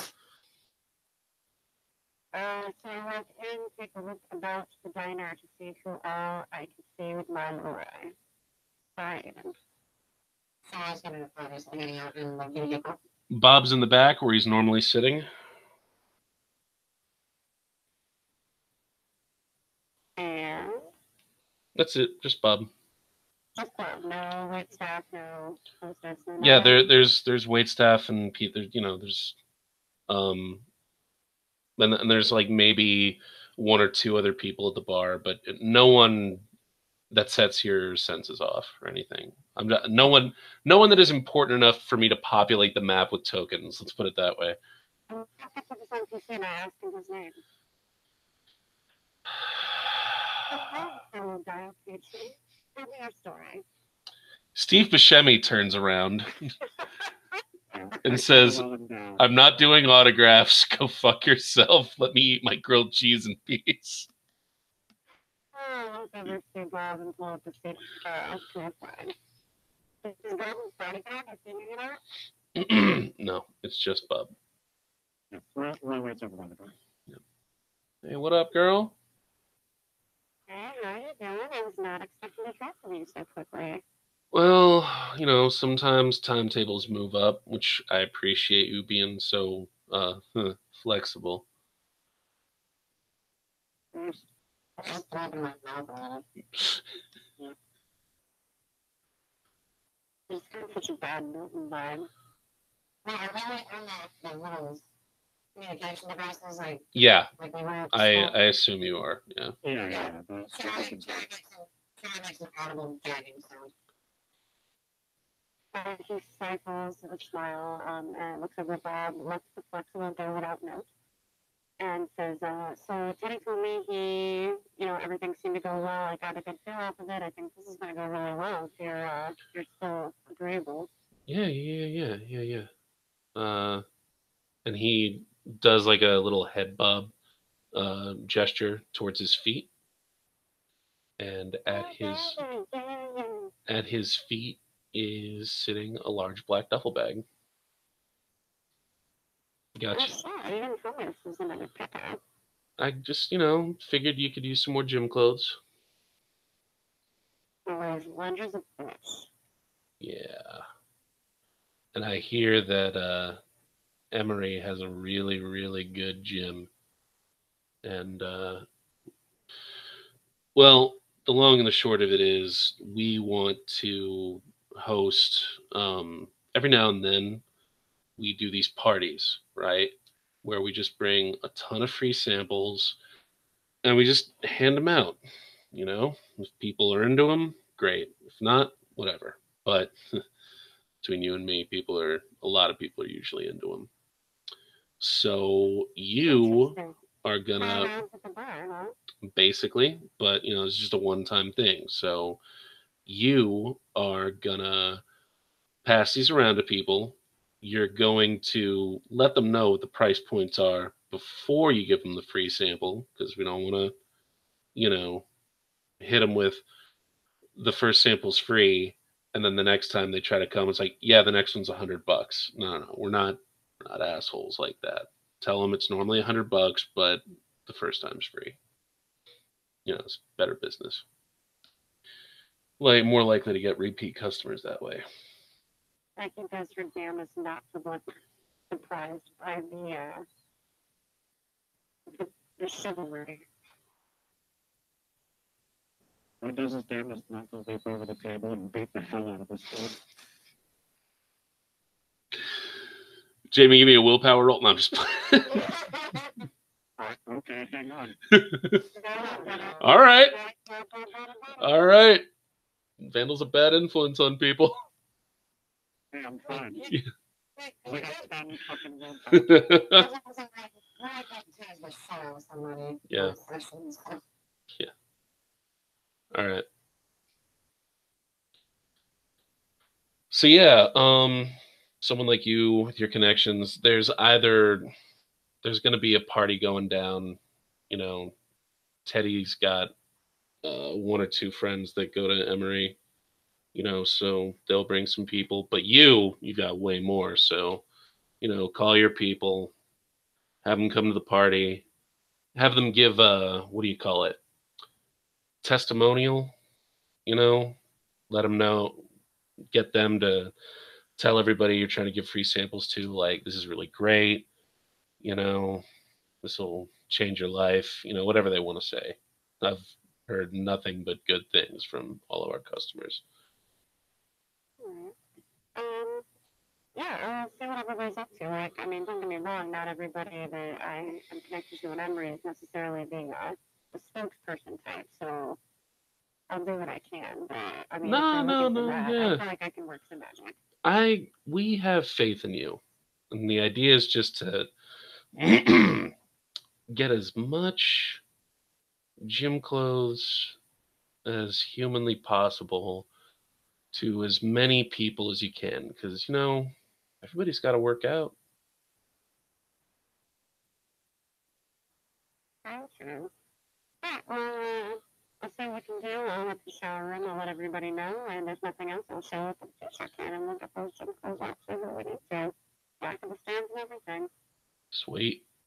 Hey, yo, before you go, you want to get down on some mozzarella sticks? It's a little too fried for my taste, but I do appreciate that. Or maybe we can catch up someplace a little more fried in the back burner, I gotcha. I gotcha. Gotta watch the figure. Respect. You and me both. And she gets up from the table and slashes away.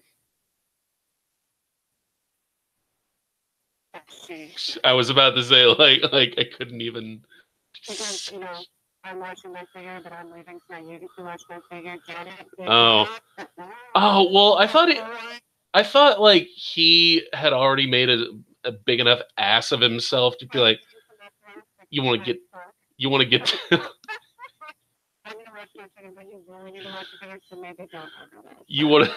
I thought he'd been enough of a dumbass to be like, hey girl, you want to split some mozzarella sticks, I figured like that's enough. I don't need to add I love to watch you go on top of that. Yeah. Okay. So do you go out to the van or whatever? Like I'm in charge of him for facade's sake and head back out to the van, taking the duffel bag and handing over the lot of cash that I was expecting to pay here. Yeah. Pretty much. Roy nods and playing a little bit of a hunch. He gives, and I feel like everybody will probably know what I mean by this, but like he gives that like subtle look of like a guy challenging another guy. Just like tip his head up just ever so slightly.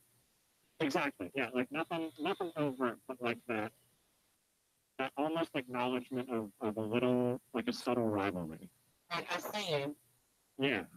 I got you. He gives that like little nod, or that like little up nod, and then he turns and leaves after a second. Jay, is Roy attempting to provoke a specific reaction, or even a vague?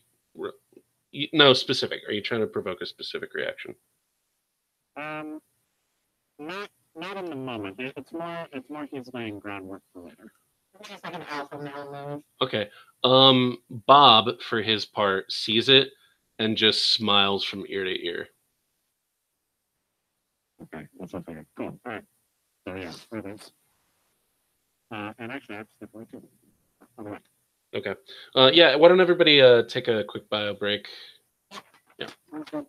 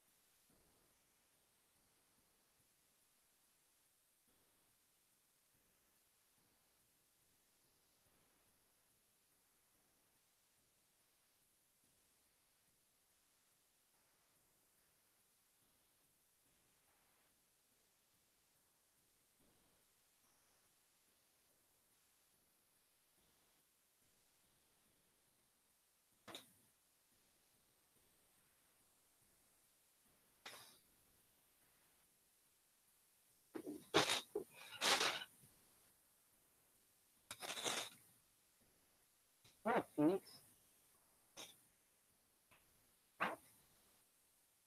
Wow.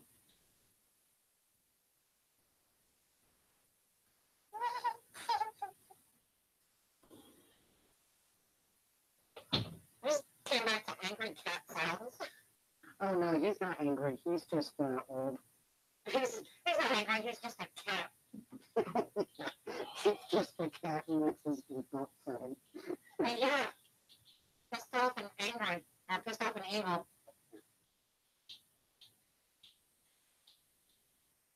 Well, this is also like our old battle-hardened outdoor cat who's been an outdoor cat his whole life. He's not one that's like, I've seen some shit. I've seen some shit and I've killed all of it. But, like, he's always been my buddy, and like, since we've moved, like, we got here in fall and, you know, Wisconsin winters, so we had to bring him in. Now, he doesn't know the area and everything. So it's kind of, I look at it like he's retired. You know, and like he's in a pretty nursing home. And like, the only time he isn't time is when he's asleep. He's just, he tires so freaking loud. It's not necessarily a bad thing, right? What, loud tires? No. It's better than loud meowing.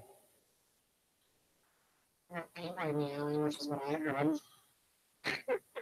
Consistent meowing. I'm a cat and I'm pissed. Well, you know how like I demand something and I'm not entirely sure what it is, but I want it. No, that's a demand it. Well, you know how like some like old men who like that were like it doesn't matter what they're saying, it sounds like they're saying it like angrily. I went and was like, thanks for the cheeseburger. It was really good. It's like, oh my God, they're yelling at me. Yeah, Because you're there's welcome, sir. there's several old men that show up to the farms to be able to talk to somebody that they literally have never seen before, and they'll comment openly on it and then be offended that we don't know who they are. Like, I'm literally like, I know who you are because I'm in the back, I hear your voice, and I'm triggered, and I know exactly who it is. It's like, oh, you know, you're like, I've never seen you before. I'm like, oh, I have a stop here and so, like, and they're like, okay, cool. And they're like, well, what happened? Like, well, it's a pickup from Joseph. Like, of course, like, and it's like they act like the girl who they just acknowledged they've never met before is an idiot for not knowing who he is before he has to say his own name. Like, oh, but that's they're obviously the king of the fucking world. Yeah, like, we should have this. Whoever can find this. That was the same thing happened when I was at Taylor's at Legends. I was like, my first week there, this guy comes up and he's like, yeah, I need a cashier's check. Oh, yeah, I haven't seen you before. You must be new. Like, yeah, you matter of fact, I just started here. And I'm like doing the cashier's check and everything. And I'm like, all right, so there's $5 fee for that. Before I can get like that full round fee out, he starts yelling. Well, what do you mean there's a $5 fee? I'm gonna have to pay that shit here when you're right now. And I was like, sir, less than a minute ago you acknowledged that you have never seen me before. Why would I do that? And I was like, oh, what? It's amazing. Well, you should know. Well, I don't, but I do now. Right. And every time I came in after that, I was like, no, let's get the podcast first. I'll get the fuck out of my face. I have a guy who picks up for another patient, and every single time I ask him for some patient's birthday, and he can never answer me. I'm like, at this point, I know that he's probably authorized to pick up for some patient, but he's such a dick about it. So I asked him, I'm like, what is the person? I've never laid eyes on this person before. And he's like, yeah, I'm picking up for so-and-so. And I was like, cool, I'll give back my day of birth. I'm like, he planned that. It's like, he almost got it. Sure. And that to me is an immediate red flag. Yeah. Like, if you're struggling, like, you should know it, but you don't, and you don't immediately know, it's like, oh, shit, I should know this. Like, he got mad. And it's just like, you know, like, it's close enough. And I was like, okay, address, because it was a controlled substance. So I'm happy. Phone number. Couldn't do it. I'm like, hey, this is like easy. I'm like, he's literally getting pissed off at me that I'm trying to verify that he actually knows the person whose medication he's requesting. And he's just like, this is just absurd. Like, my God, you people, blah, blah, blah, blah, blah, blah.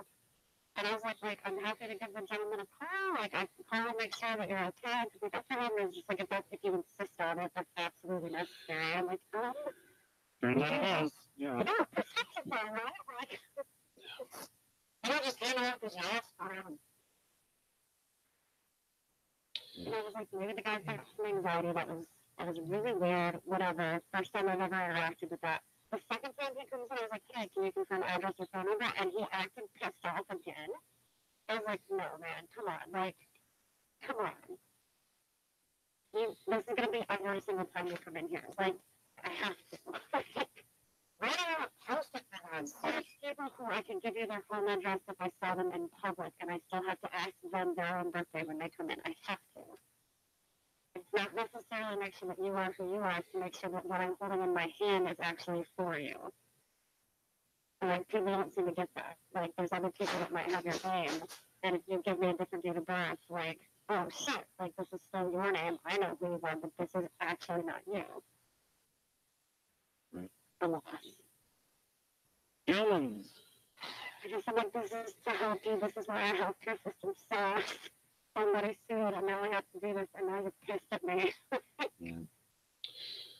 So, you guys head back to the Roy's cabin? Yeah, business concluded right now. Roy's house? Okay. Sorry for being on the back. Cool. So, late at night, actually, in transit, late at night, you get a call from your father. I skies to the back of the van as I can to try and get the call as fast as I can. Rebecca. Okay, from the side side or? No, It's a call, right? it's a call, yeah. So yeah, I'm just gonna ask everybody to, if Becky for some reason chooses not to divulge this, just please in character act like you don't know. Yeah. Yeah. Rebecca. Rise, motherfucker. Yeah. Rebecca. Actually, might not know what was said because I was away from my computer for a second, so I will genuinely be surprised. Becky's dad is calling her. Yeah, no. Fucking animal. Okay, Rebecca, Hey, dude. where are you right now? On the way back to a friend's house. What's up? Is that man you were with? What's his name? The name that you know isn't even his name, Dad. Come on. Let's be real here. Give me what's going on? Let me in. Rebecca, the less involved you are in this, the safer you are, the safer your mother and I are. This is a very delicate matter, and it's to do with Let's just pretend that for the moment I'm already as involved as it gets and nobody is safe. Let me help you. the way you can help me is by taking a vacation. Where do you want to go?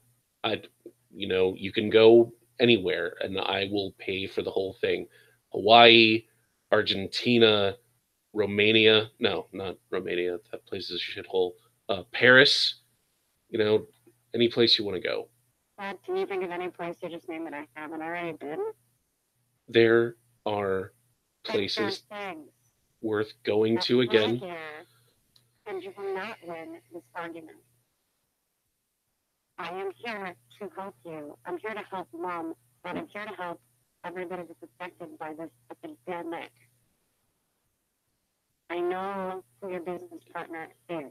This is More not. so maybe than you do. This Let me help you. It's not an epidemic. It's under control. Meet me. I will text you an address. When you get that text, you will delete it immediately.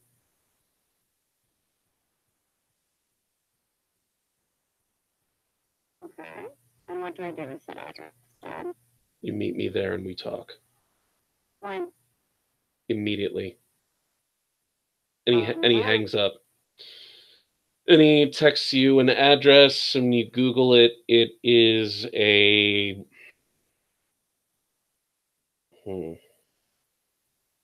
It's a bar. I send Van a text that says wake up and drive. Okay. So it's just a random bar. It's like a hotel bar. Yeah. I asked, who's actually driving? Is it Ray or Chai? Right. Is Chai too young for a driver's license? I thought I was like, I don't have a driver's license. Yeah, I thought I do that. Sorry, I knew that. So Becky calls her way up to the driver's seat and informs her that was my dad. He knows what's up. He knows I'm in it. He doesn't know I have help. He asked me to meet him here right now. I just texted Vandal. Let's head that way. Yeah, why not? And drives there, but parks like a block away. And sets up, the listening in on the call thing, assuming she's okay with that. Oh yeah, this is a mission now. Right. Becky's phone rings. She answers. Yeah, what's going on? My dad just tells me a covert address. He knows that I'm in this, but he doesn't know I have help. I need some backup. If your boys are feeling better and you feel like joining the rest of the class. There's a long, heavy pause. And then he says, should I bring the bat? And your Viking friend. Send Travis to text real quick. Meet us here as soon as you can. Becky just hears like a long, heavy sigh, and then he hangs up. I'll take that as yes. Vandal's on his way.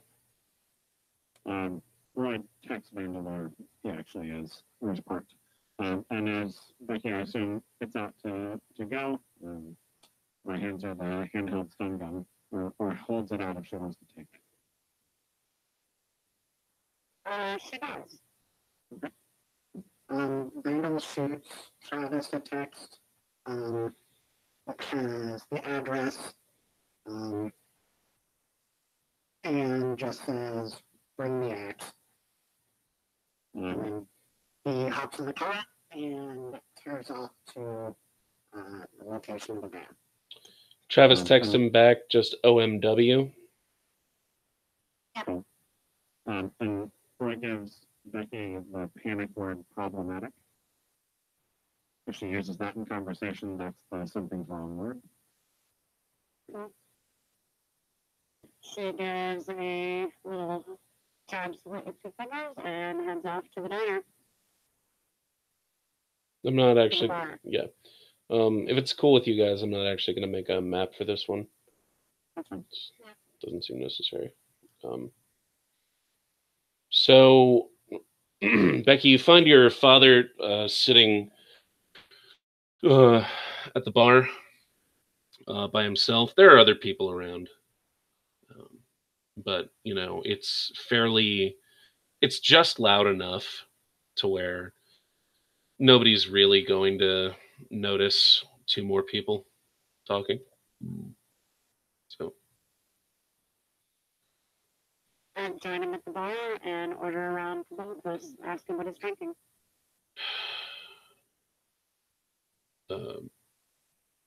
Stoli. That is what she orders. And then craft brew for herself. Preferably when she's never had it before.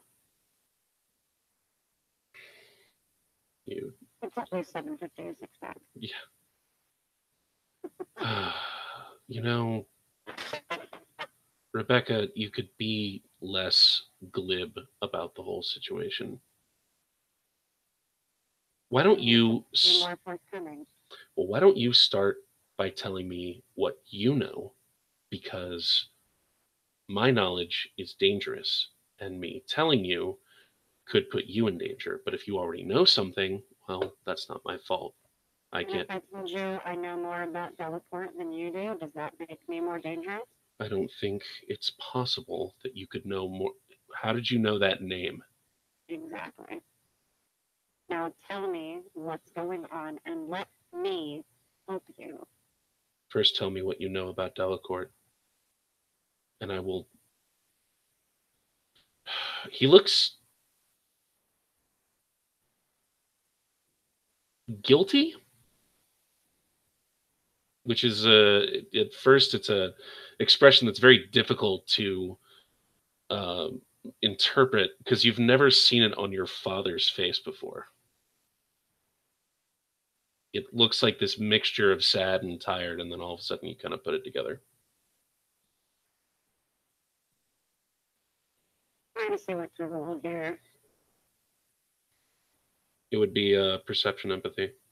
What is like these manipulate him and being like, I obviously know more than you do to bluff that through so that he spills the beans. No. I mean, probably. It'd be doing it, right? it'd be manipulation expression. No, it'd be manipulation subterfuge. Sorry. Yeah, so I was trying to like name drop it, like I know who the fuck that is. Question, like, which I guess I thought that would play a little bit more like you're not even supposed to know what that, like, who this person is, let alone. No, well, he's surprised. He's surprised, but he's still very guarded. You said manipulation subterfuge? Yes.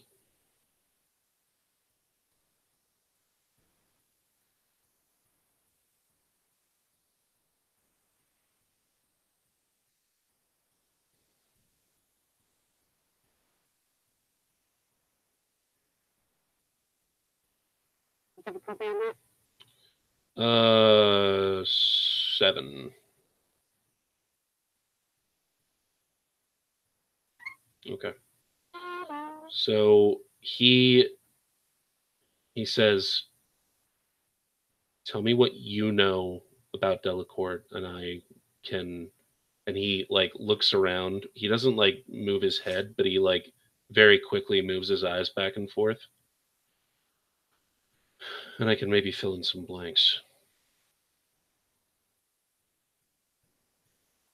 I know he's a vampire, and she waits to gauge that reaction. He doesn't look at you.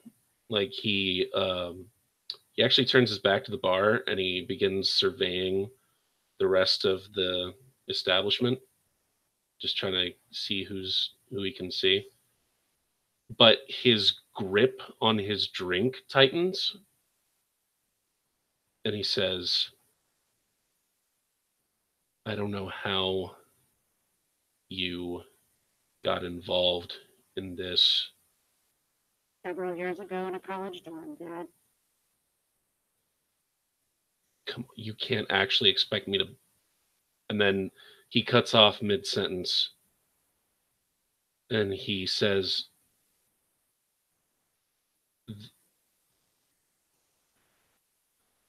all this time, I thought you and your friends were on drugs. Oh my God. You're telling me that was It real? wasn't the day it happened, but that's what kept me looking. It's what kept me tapped in. It found me, but this life, it's my life, and this is what I am meant to do, Dad. And now it all comes back to this and us and our family, and you guys are involved in this shit. And as much shit as he used to give me for maybe being on drugs, really, kids? What? How did you get into this? You have to understand where it started, and what it is still about is about helping Delacourt and his people,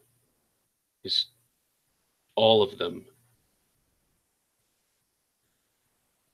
Vampires, Okay, then what? they feed on human blood, but that doesn't mean they have to be murderers. Unfortunately, a side effect of their biological state is increased aggression, uh, propensity to have dramatic mood swings. I'm familiar. They're basically all bipolar. I have been working since you were 12. I have been working with Delacourt to try to develop a chemical that can suppress their more primal urges. And that's how it started, and that's where it's still going. However, there are others out there who don't want to see this get off the ground. And there are others who want it for their own selfish purposes. There's one man in particular who believes that we're holding out on him. His paramour is a particularly ill case. That's all I'm at liberty to say about it. And we're treating her. But he doesn't seem to believe that we are. John has assured me that if he ever got in the same room as me, that would be very, very bad. Look, Kiss, it was a side effect. It wasn't even, it was a complete accident. So why are you still making it? Look, just listen. It costs a lot of money to develop Rexatol. It was supposed to make, we're well off. There's no questioning that, but we are not as well off as the biggest names. And You are Rexatol. not about to try and tell me you're recouping R&D at the cost of the people of Atlanta, right? Becky, you don't. That is not what you were about to say to me. What cost? Have the people on, has crime risen at a commensurate rate? Have the people on KISS gone unexpectedly violent? No. It makes people better, just like the other drugs makes them better. I am trying to even people out. I am trying to make them better, give them the confidence that they need to succeed, but hold back the beast within at the same time. That is what KISS does, and that is what. You're trying to strip people of their nature. Murderous vampires, yeah, sure. Let's not let them do that. I'm all for that. But goddamn, Dad, people know how to be people, to be passionate, to be themselves without even knowing what they're signing up for, and you're getting behind this to make a profit? They are themselves. Have you noticed that they are themselves when they're buying drugs? That's what people do, Becky. That's. And you used to hate me for it. I still like to figure out whether or not they're smoking around in this bar. Yeah, nobody gives you shit about it. Rebecca, there is a world of difference between what I am developing here and ecstasy. Listen, we needed. Yes, it's true we needed the funding, but I also believe in what KISS can do for the general population. It can enhance physical and mental attributes. The people experience a euphoria that just seems to go on, and they don't act any more violent. They don't act any more depressed than they normally would. They're just on an even keel. That is the goal, to help. And in return, our family, particularly your mother and I, will be set forward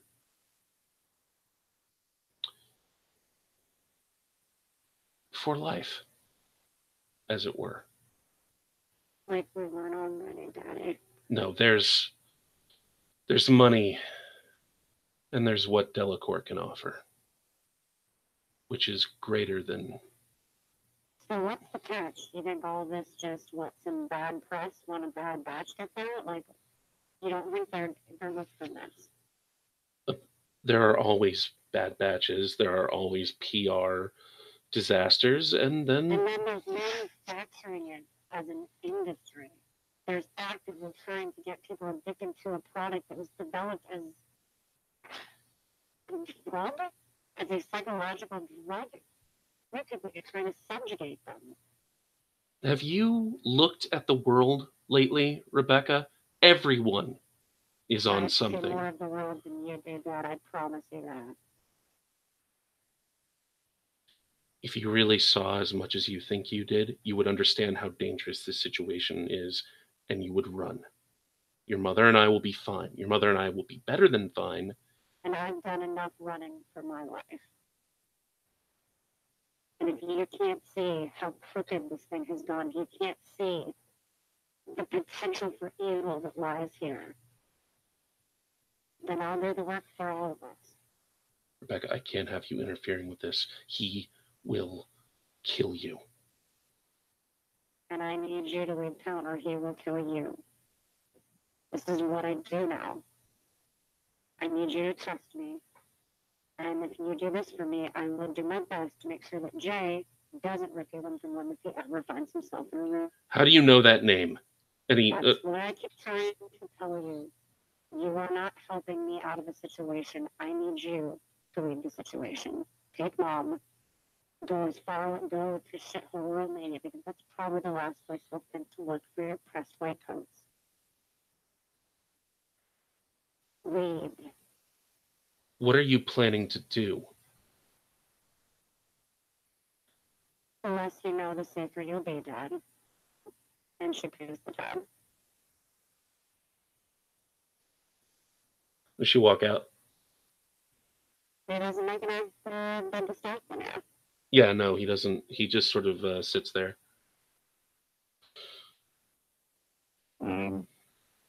Hearing the end of the conversation, Roy texts to her to get an Uber and go to a random address.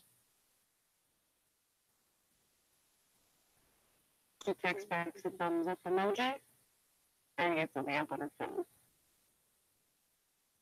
And the idea here is they're going to follow this Uber to see if she's followed in turn. She is not. Has Venom gotten there yet? Yeah, why not? Let's say you managed to all get there and sort of. I can imagine. Yeah. Yeah, I'm. There's no need. I totally thought we were going to be able to pick up shoe drop there, to be honest. I'm so ready for that to be a trap. Wait.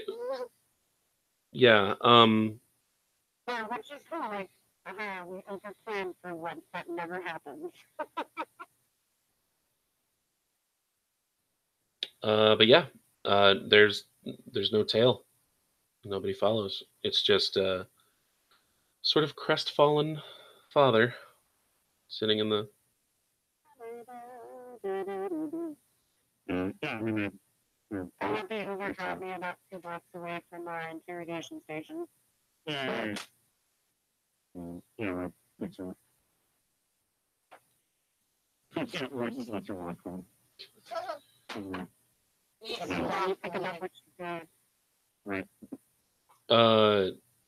So do you guys get out and talk at the interrogation station, or are we going back to Roy's again? It's late. It's late, by the way. It's like midnight. I think we go back. Unless somebody stops Roy from driving home. No. Travis is interested to know what Adrian said. Well, he wanted to know if I was still hanging out with that guy from the other night. She says with no small amount of amusement. God, I hope not. That guy was a real scumbag. You could do way better. He also made note that you were dancing with my mom the whole night. Oh, Like, be honest. You think I got a shot? She laughs and then starts to actually proceed to fill them in. My dad knows who and what Delaporte is. He knows what he believes what he's trying to do is what Jay explained to us earlier. They're looking for a cure, or at least a deterrent.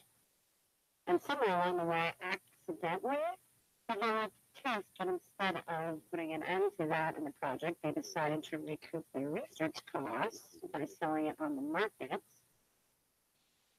And that's my family, everybody. She's obviously pretty embarrassed by that whole motivation. Travis asked, what is Adrian getting out of all this? Like, he can't be profiting. I mean, yeah. Well, while they're driving, as I was asked that question, Roy taps 2 fingers to the side of his neck a few times, like denoting a bite. Yeah, Sharon nods and just like points out, like, that.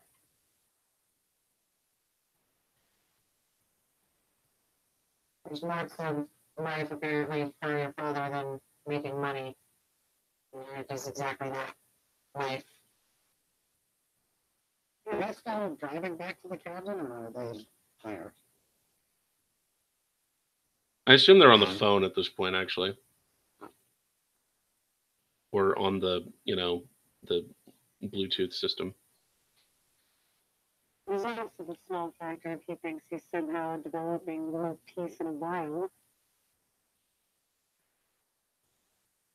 What was that movie from a few years back, the comic book with the naked blue guy? Like the bad guy. Watchmen. Yeah, that one. Yeah. That one. It's basically that. He really thinks he's helping, or he's just deluded himself to the point.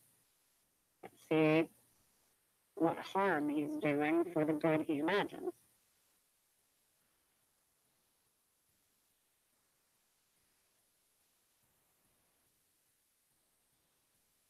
Travis asks, what do you guys wanted to know?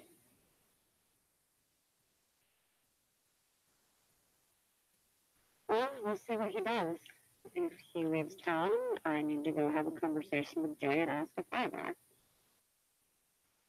And if he doesn't, then he's made his choice.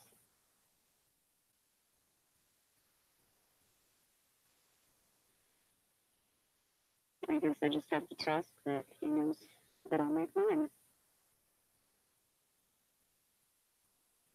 And at that point, it's pretty obvious she doesn't really want to talk about it anymore. Okay. Telling me to kill my dad, life is awesome.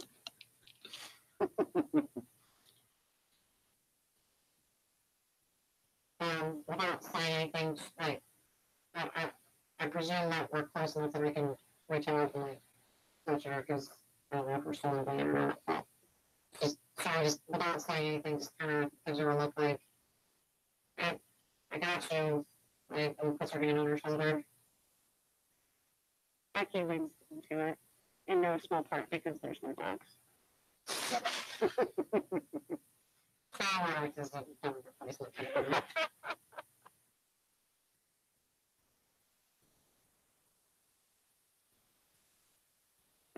Yeah, I mean, we're just driving home. So So we, do a walk around the city for no fucking reason. I have to drive his car. He's happy. yeah, that's he's fair. good. Driving, listening in on the Bluetooth, but I mean, it just kind of happened, like, paying attention. He did get woken up. Comments that there was going to be action. Hey, bring the bat. That's kind of a clue. Yeah, you asked if you should. Yeah, I wasn't that thirsty. Let's be honest. Yeah. He's bat thirstier than Robin on a Friday night. So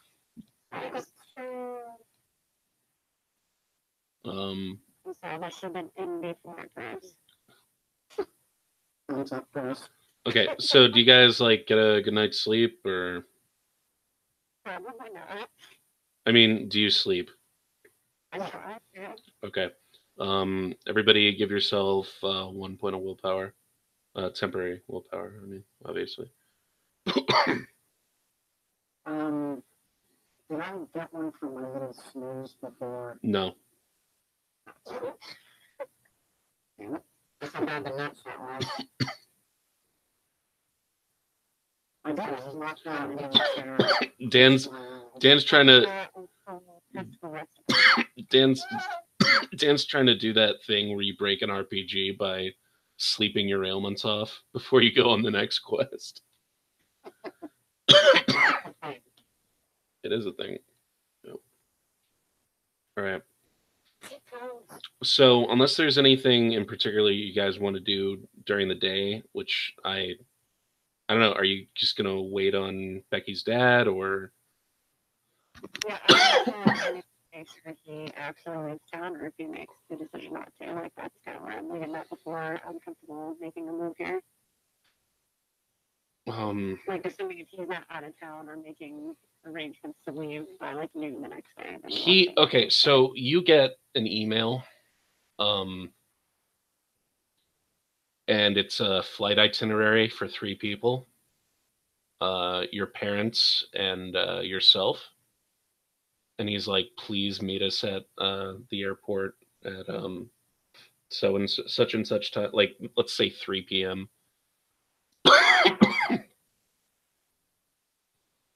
Or no, actually, it'd be like at noon, because he's like, I want to get in the air before they wake up.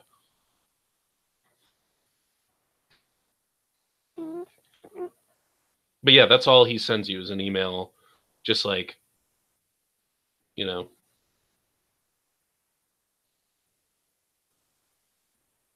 Surprise. Thank you for this. It means more than you know.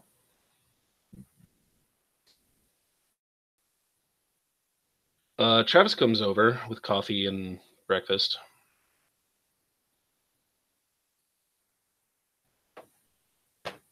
Like, just to me. Just to you. And Also, while no one else is looking, he slips you a flower.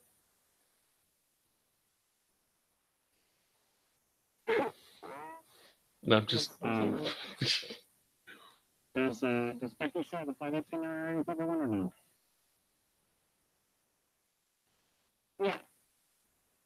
Okay, and it was for like noon today. I think that's the time for that. Is that right? Babe? Yeah. Okay. I mean, when she says it, I mean, Roy gives her a look, like seeing if she's gonna take it.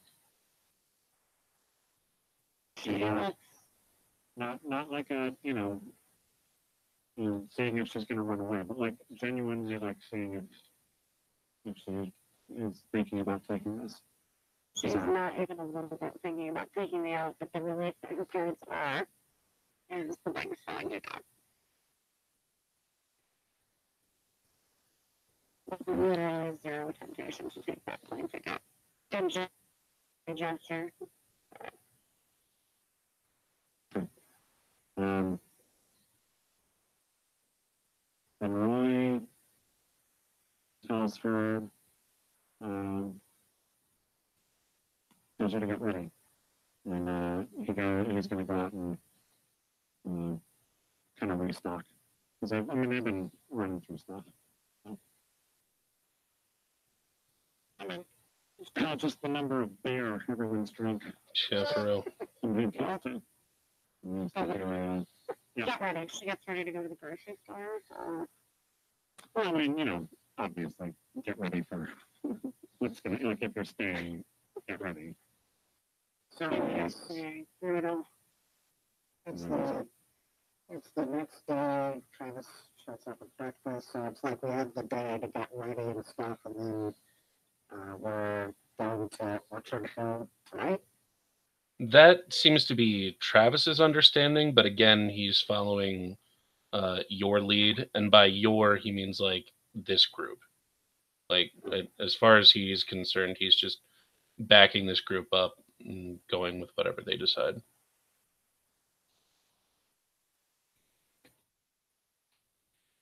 So, Randy slips back the last of his coffee. Stacks up another pot and just kind of waits for it to finish off in silence. And when it's done, he grabs the whole pot and says, if anyone needs me, I'll be in the garage. Wait, did you take the pot with him? He takes the whole pot of coffee with him. Well, sure stops it before you can actually get out there and force yourself to keep glaring on the whole time like you did. Yeah, he stops and like pours it for her, but very clearly. Well, you're doing it for myself. I'm not what kind of grown-ass woman I can find home groceries. Respect my pronouns.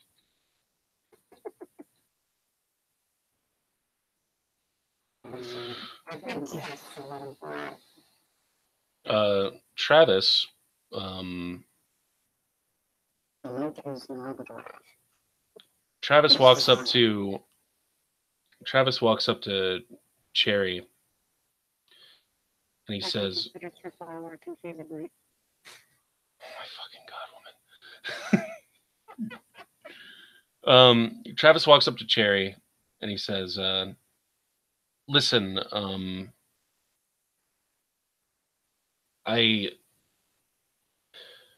what you did back there with the rots and the ratkin, it was really brave, and we think you all did a great job, you in particular. But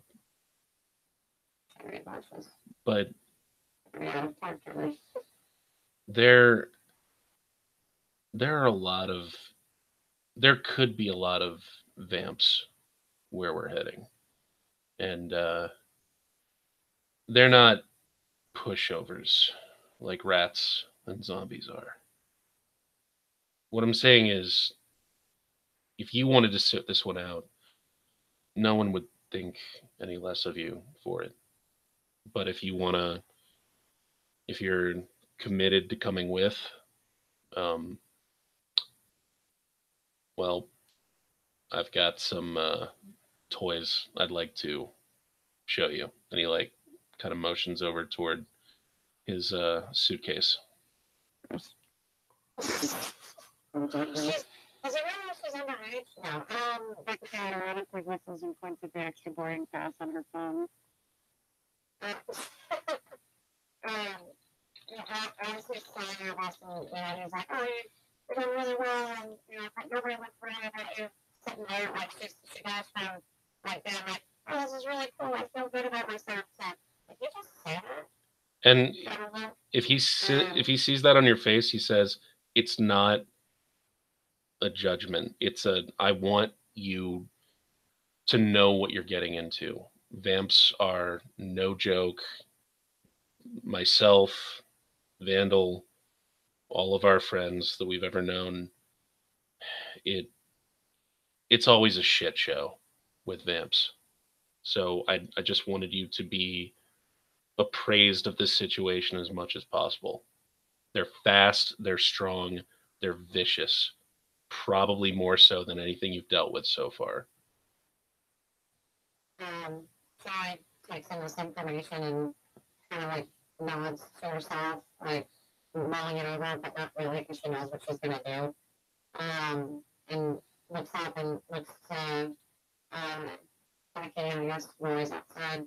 And just kind of get Travis is like, and says, well, this group has basically turned into my family. Anything that they're going to do, I'm going to be there to back them up.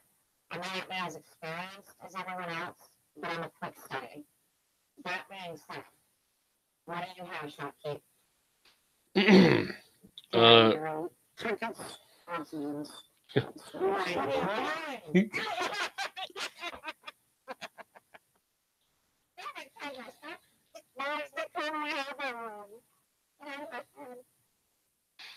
So there's a shotgun. There's an AR-15. There's an assortment of pistols. He mutters that I didn't bring the hunting rifle just because I didn't think, it was going to be that kind of party. But something you should have on you for going up against vamps. He hands you about a bottle of lighter fluid that is handheld, not bulky, but like bigger than your hand.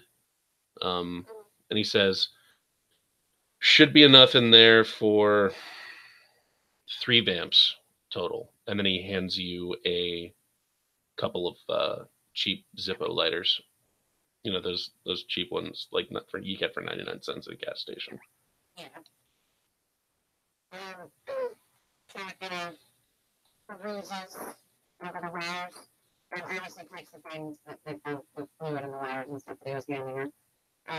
He also hands fluid and lighters to Becky, and he sets one aside for Vandal and one for Roy as well. I don't know which one she's going to want to take. So you said there was some pistols, the shotgun. What was the AR? Is that what the other one was? Correct. Damn. She's going to grab one of the pistols because she already has hers. I don't know which one she would go with over the shotgun or the AR. The AR is probably bigger than her. Yeah. I normally, Travis says, I normally go AR. I was about to say, she has a look at him like, open to suggestion. And after he says that, she kind of like, all right, and picks up the AR. Yeah, it's just got different rates of fire. Like you can do the single shot, which is what I would recommend if you've never used one before. It's got the burst fire, and it's got fully auto, which I wouldn't recommend using unless things get really shitty. And also, The shotgun's got like a bit of a kick if you're not used to it. So yeah, AR is probably a good choice for you. Travis has no way of knowing this, but he's had a lot of experience with this shotgun. Thanks to Manuel. Oh yeah. Yeah, she's definitely gonna go with the AR, the extra pistol that he had, the one that she has. Is this cabin like out in the woods? It's as so far as I'm understand, it's pretty far away from. Yeah, it's So like if you know the like this were to happen, it wouldn't be a big deal. I think I think yeah, you could target practice here. Okay. After she picks up the AR and kind of gets familiar with the way it feels and everything, she kind of gets this big grin on her face and runs out to where Roy is, obviously not pointing it at anything. Oh, Roy's out. I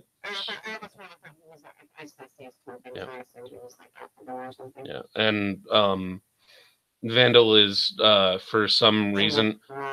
I think he suffered a head injury because he seems to think the garage is in the pond.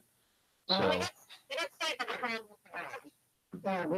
right, but like he stated that in game. He stated that the pond was the garage in game, which caused you when he turned away, you guys looked at each other like, what? Retract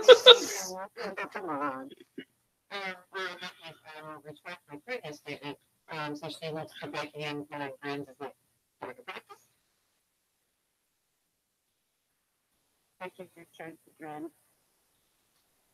Oh, this is a kid on Christmas kind of smile. Oh, I remember.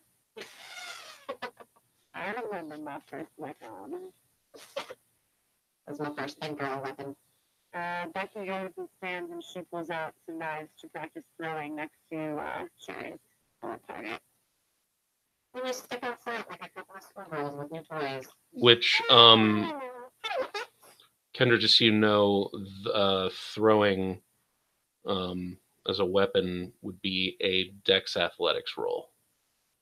I thought this was more of a story point to me. Do I have to actually roll to practice? No, I just Okay. want you to know going forward that if you do at some point decide to throw your knife, it's going to be a Dex Athletics roll. I don't want you to be blindsided by that and think it's a firearms roll or something. Right. Cool. This is play about personal fail. Yeah. You want to watch the light like the hot splashes with The hot splash of Viscera sounds like such a great album name. I was gonna say, but the band name would be Bitch Knife, of course. Oh my god.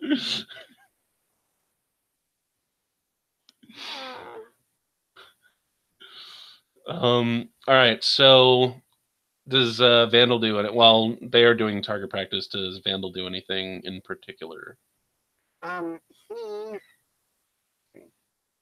actually been looking over, like, what I have listed for my equipment, and it's actually looking a little, I think it's looking a little light.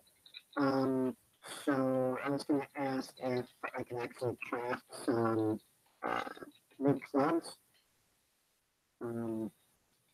quick crafts rolls, guessing. Probably, let's see. I got one little slugger. Really nice. Switchblade. Yeah, I'd like to make three wooden clubs, about the same size as the baseball bat.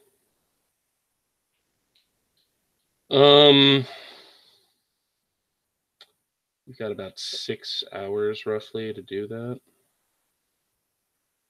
which I don't actually know.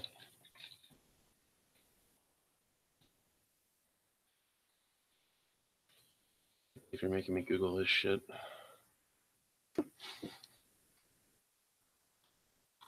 Just know things, Brian.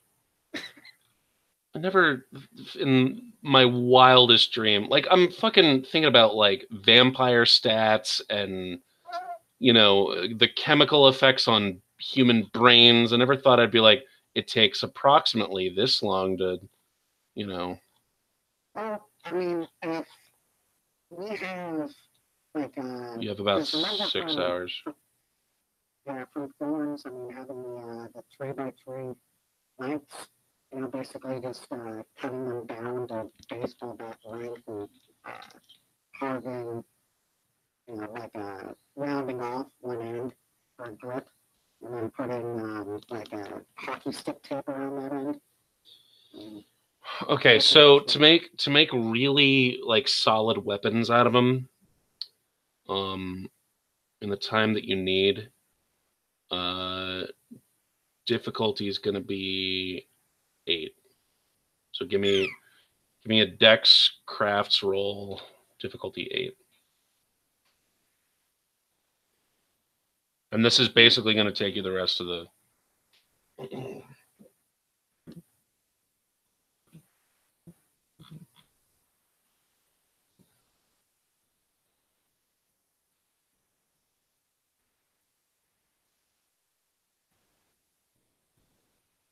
Nice. You manage it.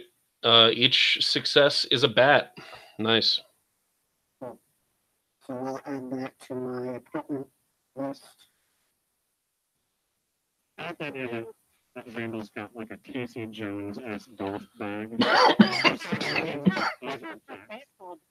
Yeah. That's actually exactly what he's going to do. Like after all that, he's just going to scrounge up like a fucking army equipment bag long enough to fit them all. Oh, there's totally a duffel bag in Roy's place somewhere. Or like a baseball Like a bag. rock. So Travis catches him doing this, and he snaps his fingers and nods, and he's in that way that he's like, "Oh, right, that reminds me." And he goes back into his car, and he digs through another bag, and he gets out handheld steaks, enough for everybody. The dog's immediately here. Wooden Wooden sticks.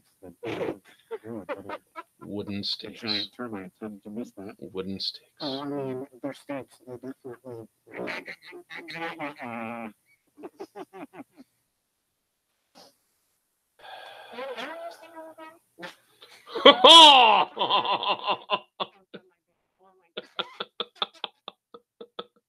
That one character from Doctor Who that I can't remember his name. I'm old, I'm fat, I'm blue.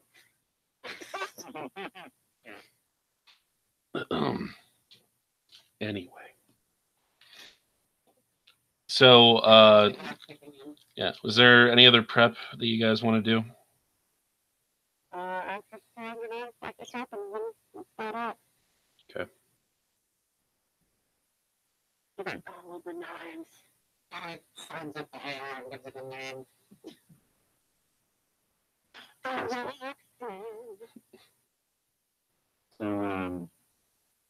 So Roy pulls into the parking lot of Sherry's dad's church.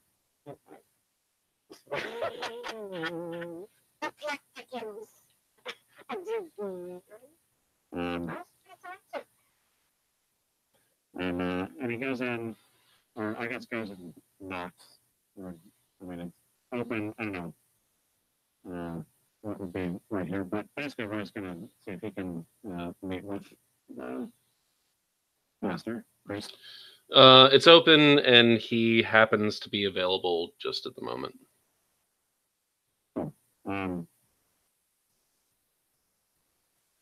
So Roy has his, notepad with him. He has all the time for some reason. We can't figure out. No, he brings it in and hands it over to the priest with a pen. And on the first page of it is just written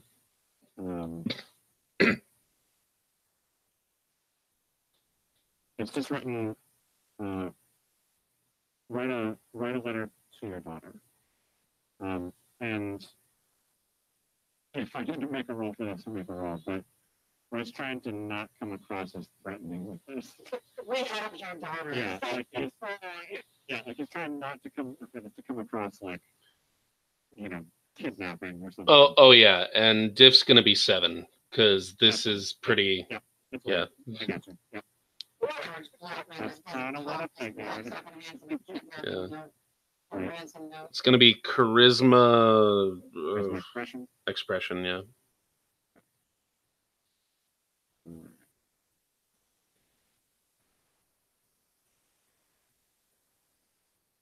Write a letter to your daughter in the form of a check for $10,000.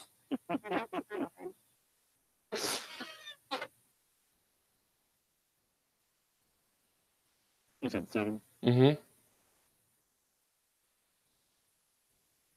Of course, he asks like, how you know Cheryl.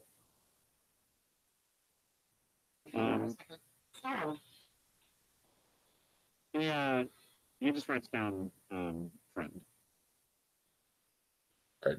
Are you her caseworker, or I don't understand. How do you know her? So I'm assuming because like most priests like in their church, like they have their study, their office. I'm assuming that's where we are. Yes. Right. Roy sits down on the opposite side of the desk, and just like that's where a watch would be. And just waits.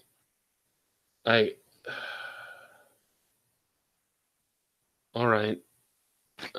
And he writes for a few minutes, but not as long as you would think.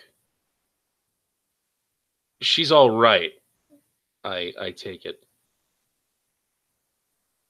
He nods.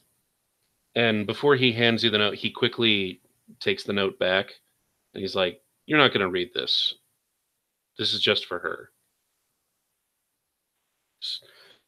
25% questions, 75% declarative statement. Yeah. He nods, but on the other sheet that he was writing on, he adds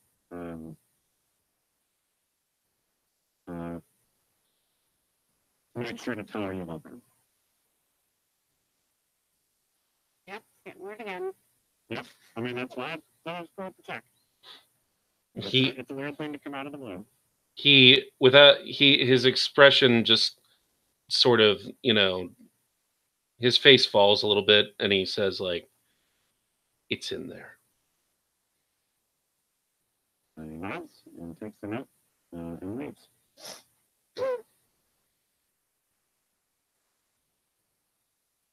And comes back. So Roy walks in, everyone's like, "Mom!"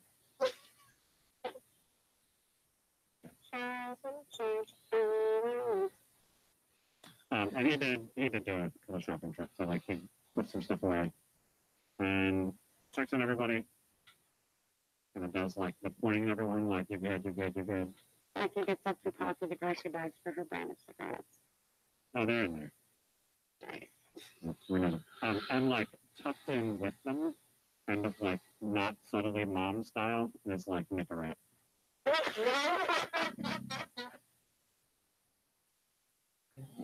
keep the growing pile of Nicorette. Yeah, there's like patches and all sorts of shit. A prescription for chances. Pamphlets for, anyway. Yeah, I mean, just kind of text everybody, make sure they're good. And then he goes upstairs. And I think chairs was this room. Even matter of room. I mean, she's staying in one of them. I think the one on the left was Becky. Yeah, for the sake of argument, I'll say it. Okay. And he takes a note and slips it under her pillow. Comes back with anything. I got tooth fairy style. Yep, short tooth fairy style. Getting word again. No, they wanted to watch a bunch of baby teeth with them. That's good. Just a bunch of quarters unexplained. I just expect people to kill it. So much for quarters to various baby teeth. Oh, it's all one baby. It's the baby it's the baby I sat on at the campsite. Yeah, you can't. Yeah, no, you can't break up the sentences. So it's fine. It's the baby I sat on at the campsite. Yep. Okay, so Yeah, that's it. yeah.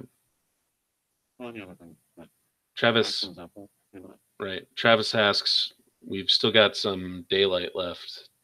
I mean, I assume we're going to bring Jay along with us on this, but, you know, if we think we're heading into a vamp nest, better to strike them during the day, right? I mean, do we know where Jay is? Can we pick him up and, I don't know, throw a blanket over him?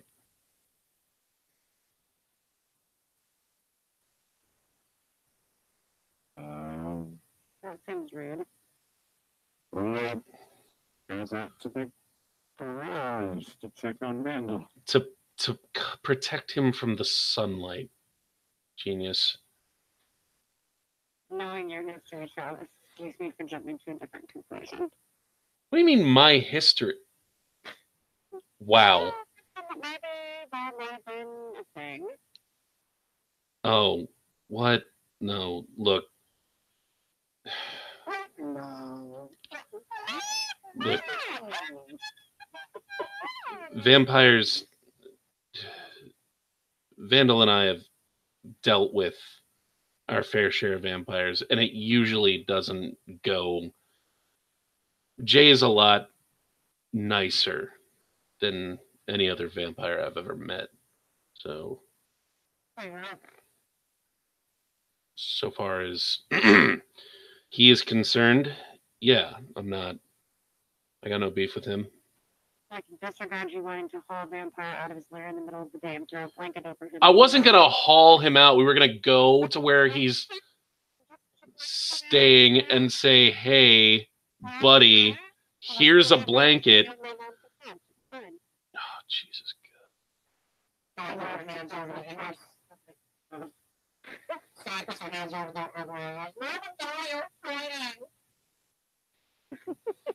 I like that you revert to like and go like, no, laughing back and forth. Like, Sarah runs away from her second home. Oh, no. Back to the streets. Yeah, it's running back to her first friends. Like, oh, it's better. All right. Fair enough. All right, so how do you guys want to proceed? Well, when Roy goes up to the garage to check on Vandal, he sees something that apparently does not expect. Oh, please tell me Roy did not walk in on Vandal. Try to one of them. Yeah. No, he is actually going through what would look like. I mean, he is doing some woodworking.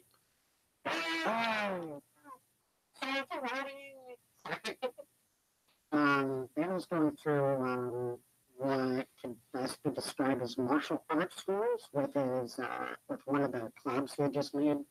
Going through different angles of swings and like fluid motions. Very focused. His shirt's off. He's sweating. Good thing Becky isn't there. Well, actually, it's too bad Becky isn't there and Roy is. Roy shuts the door. But yeah, he's very focused, and it takes him a second to realize Roy's there. And he stops, he takes a deep breath, and just nods. Like, yeah, I'm good. I'll be in a bit. We're not back. And then with his pinky, does the ASL letter J.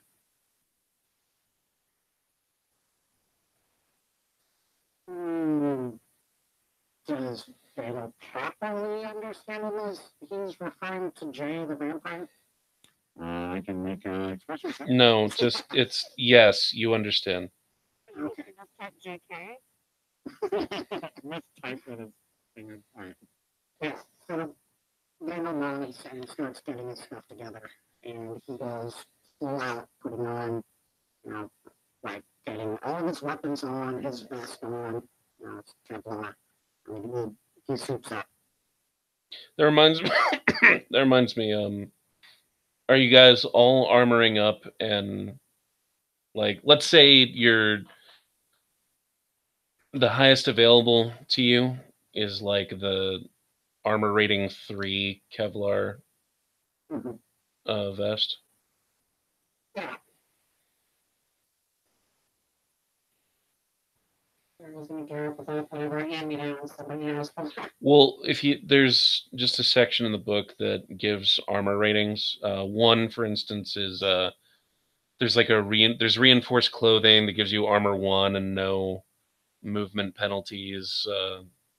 And there's another one that gives you armor rating 2 with a movement penalty of 1. There's another one that gives you armor 3 with movement penalty of 1, and then from there it's just like full on riot gear, which gives you like armor 4 or 5, but movement penalty of like 3. So you guys don't have access to riot gear, but Yeah, right goes Cherry is class for body armor. So it's armor 3.1. Thank you. Sorry. I'm just so there's a suit available for everybody. I just want to know if Okay. everybody's taking it for mechanical purposes. Yeah. Yes. Okay. Would you please go into your character sheets and mark that off? And remember, while you're in it, you'll be taking any action that requires movement, like It automatically applies to dex checks. Okay, cool. Yeah, and you don't have to do anything special with that. You leave it in the check micro. If you have the armor noted and the penalty noted on your sheet, it'll automatically do it if you select the dexterity based. Okay. And if for any reason anybody is got any wound penalties, just everybody reset your health levels to max. I've had my armor on like the whole time. I didn't realize that automatically added armor penalties to dexterity. Yeah, it does. Wow. Okay. That's something. Yeah, I wanted to have a toggle that you could say, or you could click next to it. There's actually no way to do that in the macro. Right. There's the health penalty supply, but not armor penalty supply. Right. Yeah, well, and the armor or the health penalty is a different thing. It's each one of those is a different number that it's like there's no like on-off switch that you can put in here without going into like JavaScript. Gotcha. So, yeah. And Becky probably couldn't take this opportunity before the big fight to like level up, could she? Just run them by me. I just want to put a couple points in strength. I haven't done any of that before. It's not great until we're done anyway. It's been like well, actually, okay. And then this seems like an opportune moment, though. yes, it does. Workout montage. No, I mean it's been. I'm just trying to. Yeah, I'm just trying to think like if Becky would have been able to go from 1 to 3 strength dots. Definitely 2. Okay. Yeah, that was the limitation that I think you put was you can't go up by more than 1 in anything per session. There's that. Yeah, exactly. The second level of physical attributes. So attributes are current rating times 4 is the cost. Does anybody need I mean, you guys all have access to the books through Google Drive, right? Yeah, so. I do. I just don't have them linked because I haven't been in them in a while because Jamie built such awesome. But I do have quick These are quick references. I do. They're here. Oh, so I can actually then still afford to go up to Dex 5. I keep playing some live game for like 5 hours.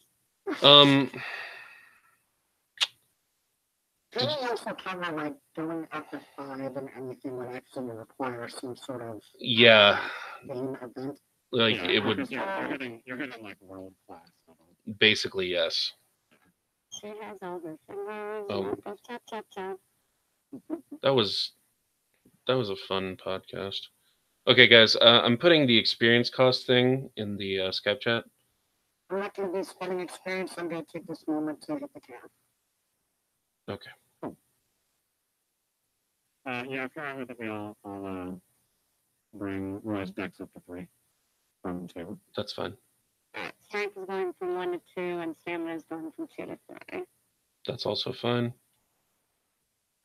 And that's the edge cost if anybody needs that or cares.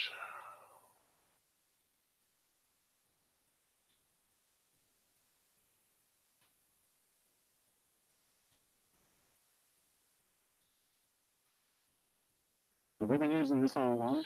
No, we haven't been, but I just realized what I put in there. That's from the player's guide. It's an optional thing. Okay. Yeah, Roy's got more virtue points.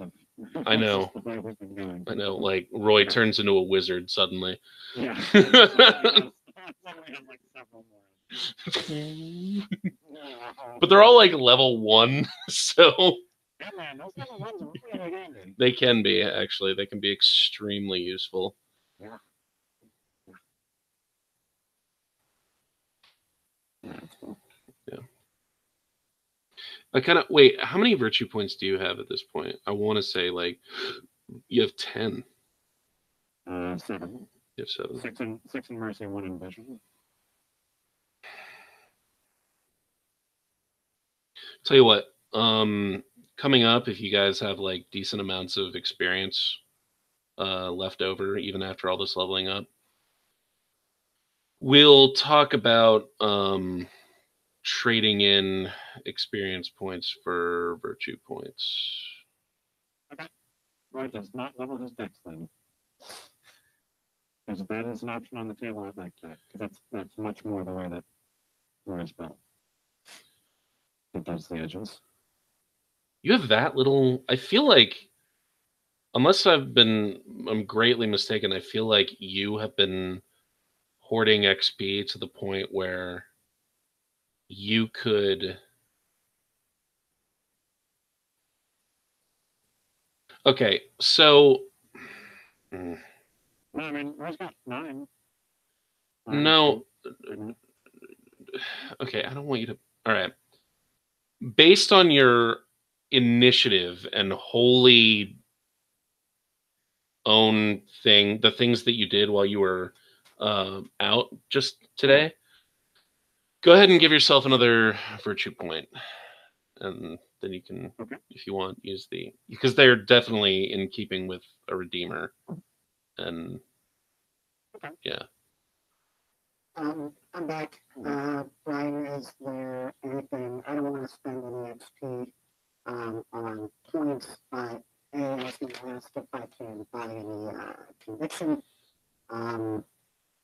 And also if there is anything that you Dan, thank you. I'm so sorry. Jay, I said virtue point. What I meant was conviction. That's what I figured, yeah. Thank you. Yeah, I didn't think you were giving me a straight up virtue point. Yeah, that would. Okay, real quick while you handle Dan's potential leveling. Okay. And I assume that's also what you meant with the XP. You didn't mean buy virtue points, you meant buy conviction. That's what I meant. Right, yeah. That's what I meant. Yeah. Still what I'm going after. Okay. I want to say Chris said that conviction points were 2. Yeah. Okay, but you can't buy more than 1 conviction point per session. Okay. In that case, I am going to buy 1 conviction. Okay. And would that still apply, or was that one from earlier the one advancement? Like, could I now buy another one? I mean, I'm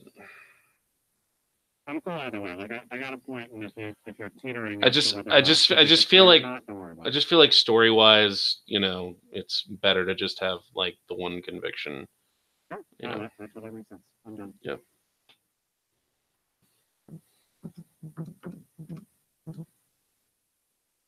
Mariah, are you still leveling up or? I'm honestly not sure what I should even do. I've been staring at my character sheet this whole time, trying to make decisions. Okay, well, typically, you level up based on the attributes you've been making use of, and the things that I've seen you make use of are like you've done a bit of stealth stuff, you've done a bit of computer stuff. There was a science check in there. You've put your burden edge to good use. So if you were to buy a conviction point, that would make sense. You've used your you've used the gun a few times. Yeah, that was the one I was looking at, but I noticed this earlier, I was actually waiting for the chance to bring it up, but on my edges, because I know you put burden in, like, the little journal thing where I can pull that up, but under my edges, I actually have discernment, anathema, and vigilance. Oh, I didn't mean for that to happen. Yeah.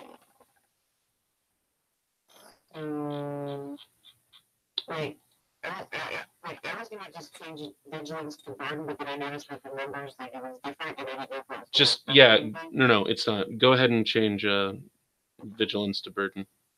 Yeah, I don't know why that happened. But, like, is there leveling better? Burden?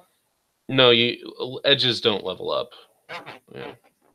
Firearms was the one that I was going to more often than not, just because of what I'm about to get into. No, that's yeah. Because you're showing a new AR. I think you have fired a gun enough times in a real world setting to warrant a bump up in firearms. Well, they just did practice shooting, didn't they? There's also that. Yes. So that's it too. So front running times 2 means I'm spending 4 experience to level up 1 time. Correct. I know. Right.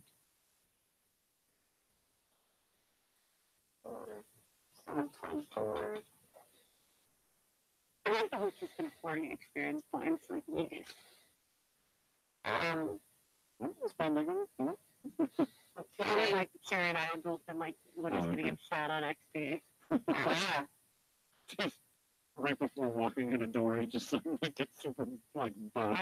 I just want to remind everybody that I like to be informed when we level our characters up, whether that's kind of an all at once deal or incrementally.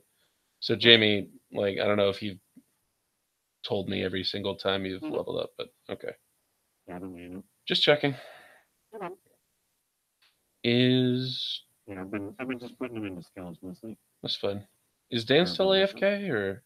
No, I'm here. You're here? Okay. Okay, guys. Yeah, just do your thing. Let me know if you have any questions. Let me know when you're all finished. I think I dumped about 20 willpower, or 20 into willpower. So. Like 20 willpower chicken.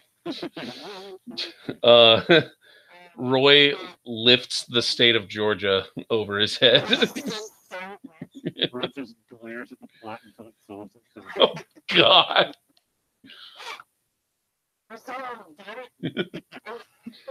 Roy blinks and credits are running for some reason. It just does the kingdom become like.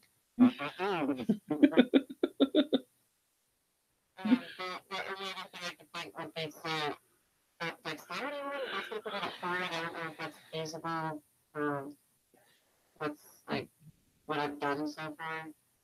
Probably not. Okay, I don't think so. But I'm not saying that by the end of the season it would be out of the question. Yeah. At this point, I'm not sure what else I should even really do. Did you buy a point of conviction? It's probably a story about that. No, I mean just a regular point of conviction. The temporary kind, not the permanent kind. No. You can buy a point of conviction for 2 XP. And Kendra, if you wanted to do that and haven't yet, you may also do so. Is that one of those things that like resets every day kind of thing? No, or- no. Your conviction basically builds, or sometimes through various storytelling elements, diminishes until you get to 10, at which point you can keep it at 10 and like spend it or whatever is needed, or you can trade in 10 for another virtue point, which helps you get more edges. And then you go back to your starting conviction level. I see. Yeah. Okay, because I was at 7. You're at 7 conviction, then if you wanted to, you can buy one and put yourself up at 8. Yeah, I just didn't like that. Nice. And Dan, I love you, but if you wouldn't mind hitting mute before you type. I was kind of getting into it. I was like, this could be an EDM remix.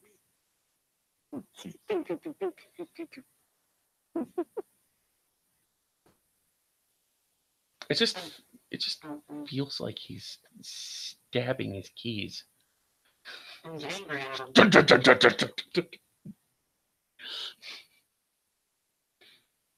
think that's all I'm gonna mess with though, because Okay. I don't know if I could justify much of anything else besides like shooter. Okay. So while Vandal's still doing his thing, or are you ready to go? He's really stabbing at his keys. Yeah, I'm good. I was just updating my notes to include, because I added body control earlier. I was just adding berserk. Just that's quick to look at if needed. Okay. When body control doesn't work and you take a shot to the nuts. Don't berserk. Yeah, basically. Okay, so Travis looks at you guys and says, all right, so I guess we're gonna try to go pick up Jay on our way to Orchard Hill. Make sure you bring a blanket. Yes, thank you. I realize when Travis brings it up, Roy kind of looks over at Becky, because Becky had that reaction when we were all listening in. We're like, they was gonna kill her dad. well, Adrian. Thanks, Jay. Yes. Right, yeah. But even so, he just looks over and sees if she has any other reaction. Does Becky notice him do that, Brad? Notice. Oh, I mean, he doesn't hide it. He's not like, he does look over her. She says, I think their departure is a show of good faith, and maybe I can convince you to be lenient. We're gonna hope. We need him regardless. And, you know, when I was maybe Dallas Public Indian Dad said that Jay is dangerous. Hopefully he's out of harm's way, at least for now, and if he's with us, I know he's not tracking my dad to shithole Romania. I don't know about you guys, but I kind of feel like any person Jay would set out on a vendetta kick to take down the Delaport. When Daniel shrugs, I don't know. Let's see. Alright, let's know. Travis has an odd look on his face, like he's about to say something strange.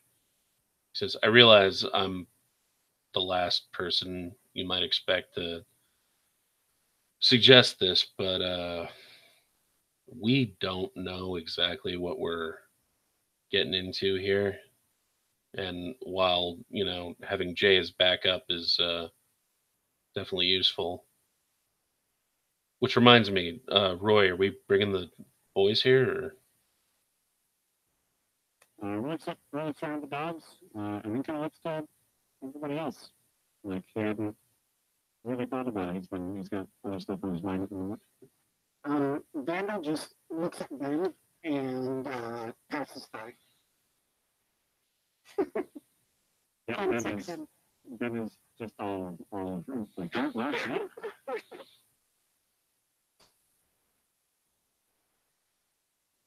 says, hey, I feel a lot better with every little bit of backup we can get. I'm Roy motions to the dogs. Like, well, they just made the call. I'm glad you said that, Vandal, because we could call the Atlanta cell. Roy steps up to the back door. So, like, while he's back there, he sends the photo that he took. He sends that to Rena with instructions to Photoshop anything in the picture that gives an indication of a destination into somewhere else. She indicates understanding. He steps outside for a smoke and notices Roy texting and asks if he has a hot date. Roy rolls his eyes. I don't know, good naturedly. Sorry, man. I'm gonna get from Travis. I gotta let it out somewhere. I apologize. Everything good on the home front? He nods, but they've known each other long enough that, like, she would be able to tell, I think, without a check that he's keeping something back from her, but on purpose. Is this one of those moments where you need me to press you to unleash some deep pain, or is this one of those moments that you'd rather I not ask you any more questions? He holds up 2 fingers. She nods and continues to pull on her cigarette in silence. Gives a thumbs up.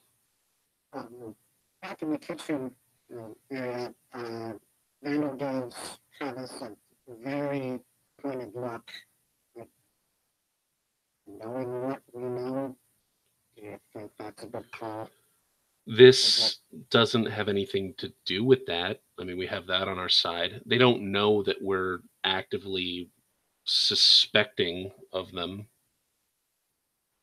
And they can't make you guys, stay out of it. They just aren't tossing you any of their bones right now. See, that's the thing about having someone watching your back. And you know this as well as I do. It's about trust. And knowing what I know, it doesn't matter if there would be extra guns. One of those people I can't trust. And since I don't know which one it is, I can't trust any of them. Your call, man. And Vandal takes in a deep breath and says, that's the thing. It's not my call. It's all of our call. So, once Roy gets back in, we can pose the question to him, same to Becky, and he looks at Cherry, says, I mean, you don't even know. I mean, of course, you have a say. I just don't know how much input you would have. So I looks at Vandal, shrugs, and is like, I trust you guys implicitly. You decide it's the right thing, and so be it. If not, then we'll handle it on our own. Sure does a trust fall, damn.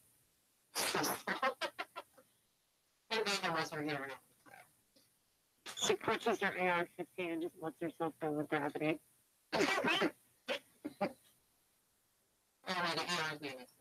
Nice. I like it. First I was like, what? Like, well, it's either It's either Burt Reynolds, which badass, or the puppet from Sesame Street, which also badass. It's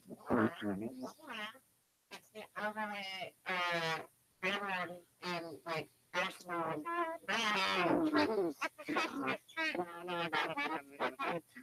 So what I can, that's what I got.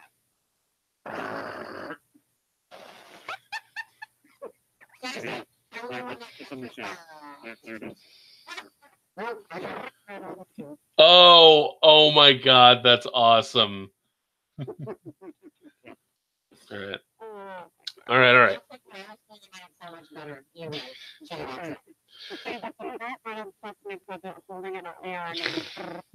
Nice. You guys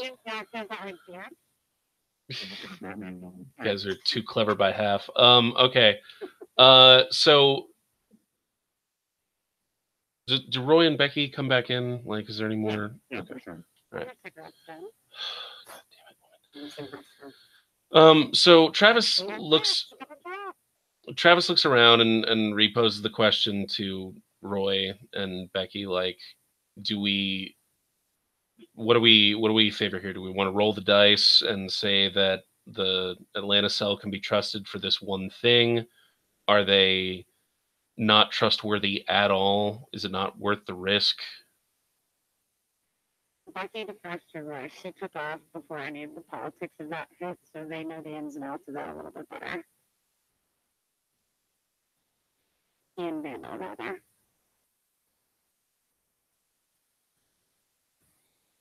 Well, it's conflicted. What's the Vandal to get a rate on Vandal? It just presses his lips, shakes his head, like, I don't think it's a good idea. I mean, sure, it would be more bodies, more guns, but we don't know what kind of hornet's nest we would be picking by making that call. I mean, we might, be all ready and raring to go, and then all of a sudden they're going to have a fucking board meeting about it. And even worse, they try to actually intercept us and prevent us from going in. Maybe not to start a flat-out fight, but to at least keep us from going anywhere. And plus, from what I understand, hunter-on-hunter violence isn't exactly unheard of. It's happened.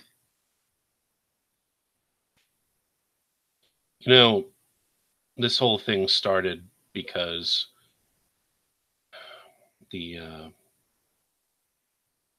Nashville cell didn't trust the Atlanta cell anymore. That's how Vandal and Guy got roped into this whole thing.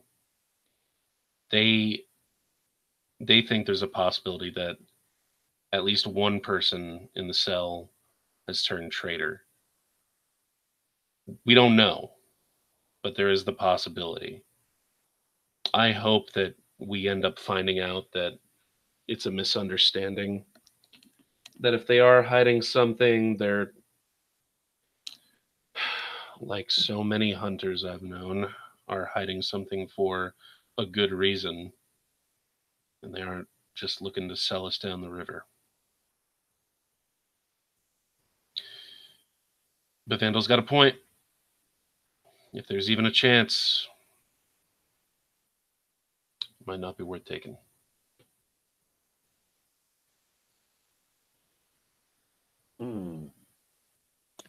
This is a toughie.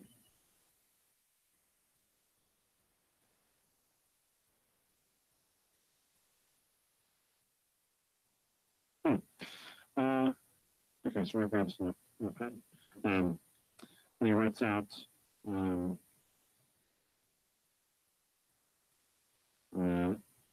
tell them and underlines them. There may be a traitor, question mark.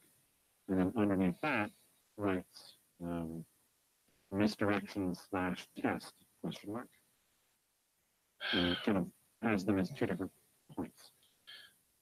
Travis looks at that and says, good ideas, but we really don't have time to see what the outcome of doing something like that would be. I mean, if Becky just got handed an entire duffel bag full of free sand. And did you check the duffel bag to see how many were in there? No, I assume it's a shit ton. He wants me to be a Jaeger girl. Or did we check the duffel bag for a tracking device or for anything that isn't drugs? I feel like if there was a bomb in there, we would all be dead by now. I mean, I didn't get any janky raids off of Teddy or bombs. I'm pretty sure they've got it with light and sinker. Yeah. If you want to do a cursory inspection of the duffel bag, or even a thorough one. I mean, at this very moment, no. Okay, that's fine. Up to you. You know, it was like, wait a minute, I'm gonna just run upstairs. Dana looks at the pad that Roy wrote and said, good idea, good possibility, but let's focus on living through the next few hours. Different problem, different day. And you know what? Look, I'm not one to be like, okay, we might die, so let's air something out, but I gotta ask, man, please don't punch me in the face for this.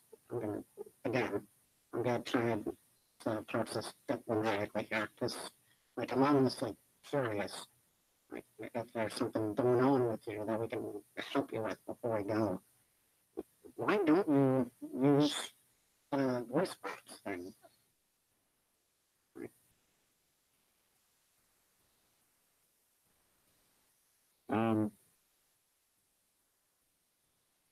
First of all, the thing. That's speechless.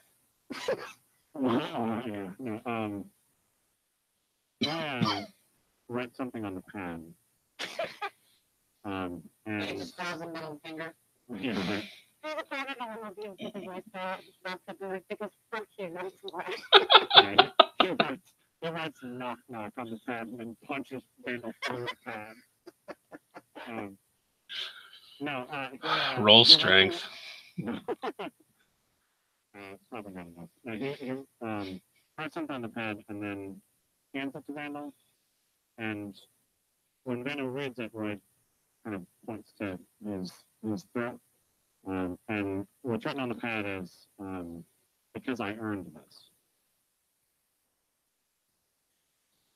Vandal reads it, looks at Roy, thinks about it for a while. I mean, not so long, but it's like 1 minute. Like, what the The next day. fuck? Stand on the balls. Sideline, motherfucker. He reads the pad, looks at Roy, nods thoughtfully, and says, "Yep, I think I get it. Not completely. It'll take a little bit before I get it completely, but..." And then he hands Roy the pad. Yeah. When Vandal says, I don't think I get it completely, it'll take me a while to get into it. Roy points at himself, and then holds up 2 fingers like me too. he's kind of going on gut with it. Mm-hmm. And then after he hands him the pad, then he takes a step back and pulls up his shirt a little bit to, like show his stomach, and he's got, I mean, like most hunters, or maybe not like most. Leave it up to the interpretation of everyone in the room, but he's got a whole bunch of stars. And he says, Yeah, that the past is real. Exactly. Guys, we're running a little low on time, and there are just some things I want to wrap up before. I'm just going to leave it at that. We're not back. So, listen, guys, Jay's going there, presumably to find his wife and set her free in the old Yeller sense. What what's our plan here? Just, I mean, I know we're ready for battle, but are we definitely sure that we're going in there, kill them all, let God sort it out kind of thing? Or are we going to try to talk to them first? I mean, when he brings up the option of kill them all like that sort of out, I mean, Roger shakes his head. You know, like doesn't leave that up to a vote. And everybody else can, disagree for sure. But yeah, Roger shakes his head. What's shakes his head and says, "Oh, not all of them, obviously, just the vampires, so except for Jack, not Jack, right? all the other vampires." Are we sure they all deserve it? I mean, I could see us going in there, destroying the supply of kiss that they have, destroying the equipment they use to make it, you know.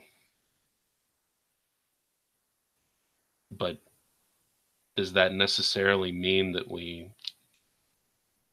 kill everybody who had a hand in making it? Not everyone had a hand in making it. Just everyone there had a hand in making it. All right. It may be Bob, but only if he draws on us first. Travis looks at Becky.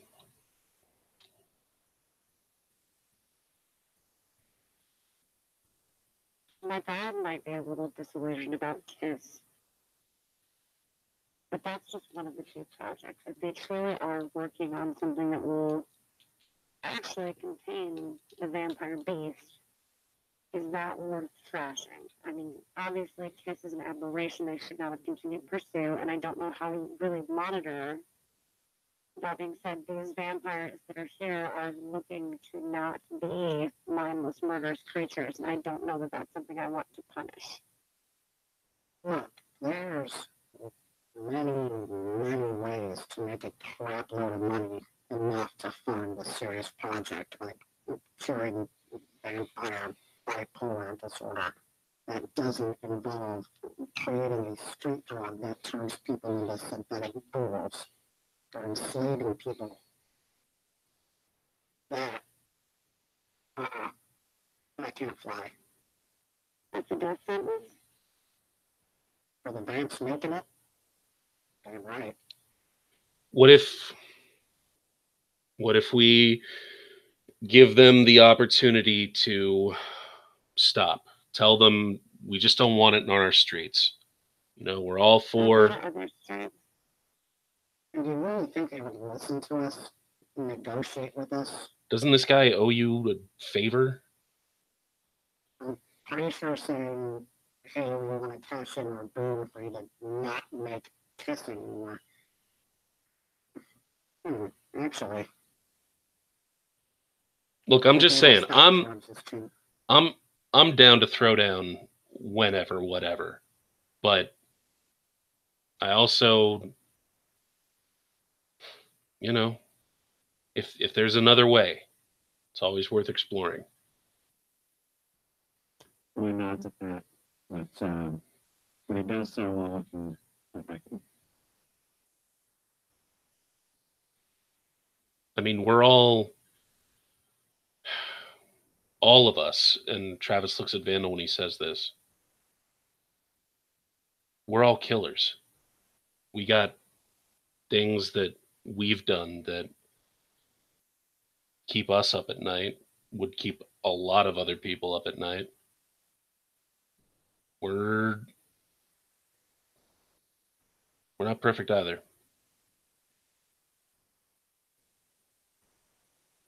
But like I said, I'll go with the group's decision.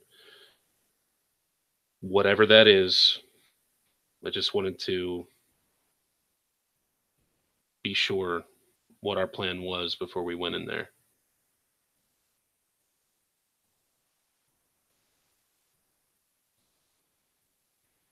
Look, man, you're right. We are killers. killers of monsters when they do monstrous shit. And that's exactly what they're doing with Kiss. They're not just killers, they're slavers.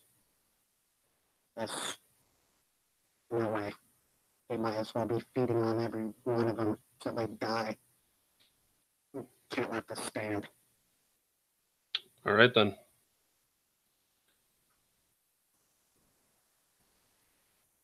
Guess we go get Jay. Head on out.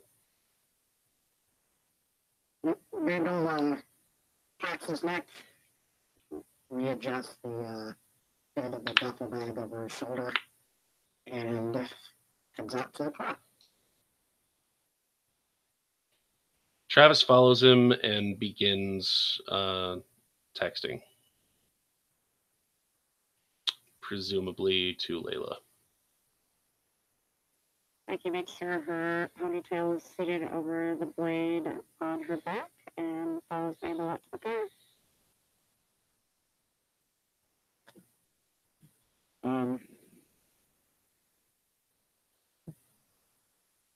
Roy,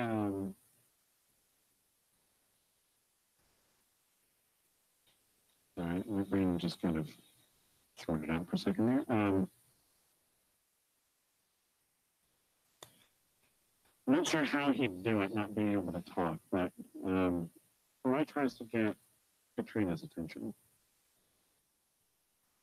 Hang on. Roy holds up a cowboy hat. Yeah, I mean, Stomps his foot on the floor 2 times. or just waves his hands around wildly in the middle of an empty house with a dog looking at him like, what the fuck? Oh, he can still whistle. That's true. She just knows. Yeah, I mean, that makes sense.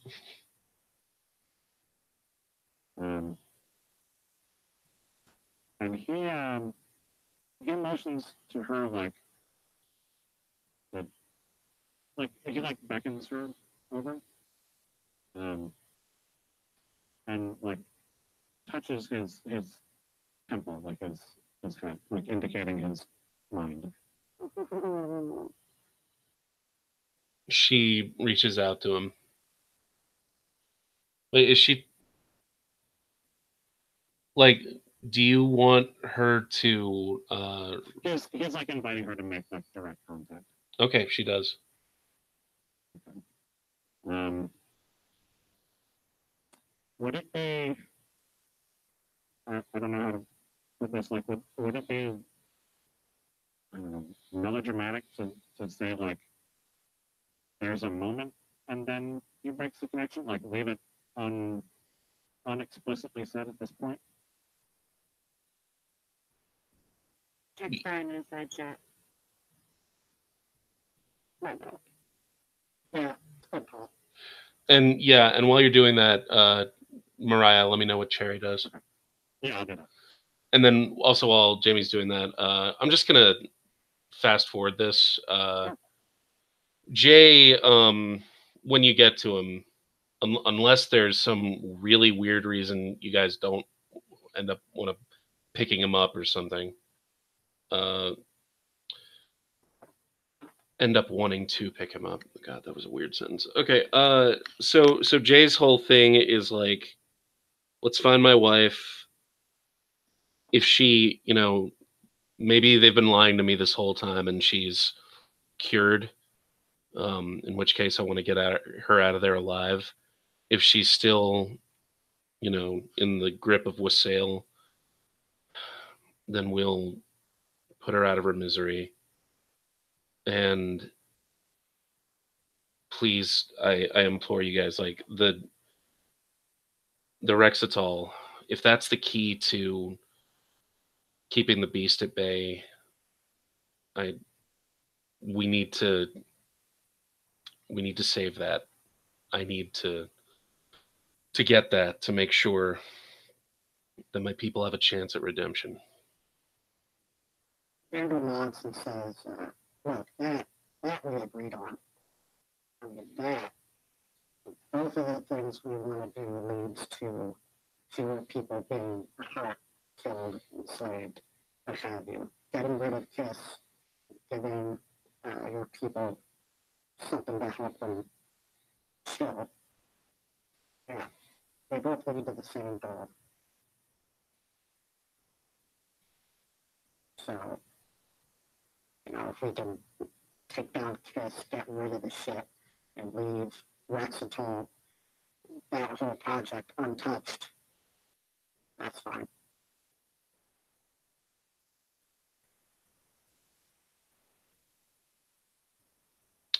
J nods. Mariah, what does Cherry do?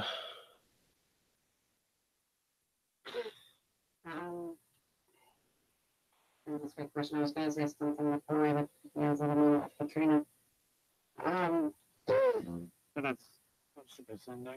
And yeah, I mean, we can do the thing after.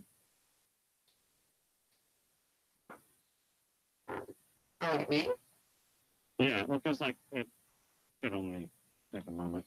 Yeah, Figure out how to write it. Okay. But now I was just like, because down at home, back and forth, like, do we chat about it? Do we not?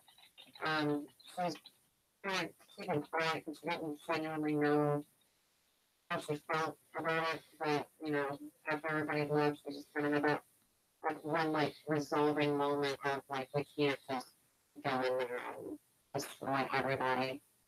And more or less kind of what's going, just like, as yeah, I'm on your side of things. Like, we can't just go in guns a-blazing, taking everybody out. Renard's back. And there's like some gratitude in that nod as well.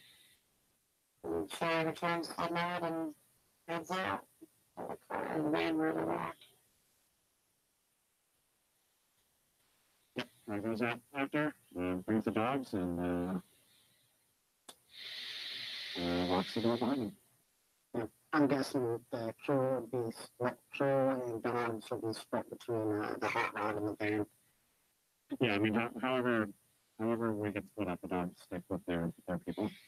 Vandal will go with, Travis will go with Vandal. And he has to take the back seat because Ben's riding shotgun. No. Ben has like motorcycle goggles.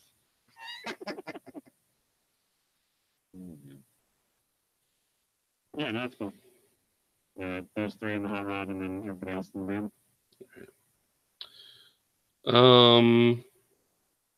Yeah. Okay, so probably a lot is going to go down next session. Jay, I know that for the most part you don't really know. I don't. We're going to Tampa tomorrow about midday, and we'll be back like Thursday morning. I'm going to be probably back late Wednesday, but I'm going to have zero energy. So basically, after this, consider me out of contact until Thursday. But Wednesday, I should, through the meetings and appointments and stuff we have, we should get an idea of what the chemo and radiation is going to look like, what that whole plan is going to be. And that should, I hope, give me a start date. Yeah, like, this when you get back, for sure. Yeah. Yeah, well, just because I know, like, I'm not going to know until Thursday and planning, and I'll let you know as soon as I do. Cool. So we don't know whether or not you're going to be available next Monday. Yeah, they Gotcha. might say, let's start next week. They might say, we're going to start in a couple of weeks. I honestly have no idea what the time frame looks like. I understand. Yeah, I'm generally trying not to plan things on Mondays unless it's absolutely unavoidable. Like, my whole thing, I'm just trying to, like, I need to know certain things just so, yeah, maps, tokens, what have you, that kind of shit. But no, everything should be like, there are just a couple final details, and now that I know what your basic plan is, I mean the groups, not Jamie's. You can set about supporting it. Is my name Carl? Am I? Am I trying to like? You just want people's friends.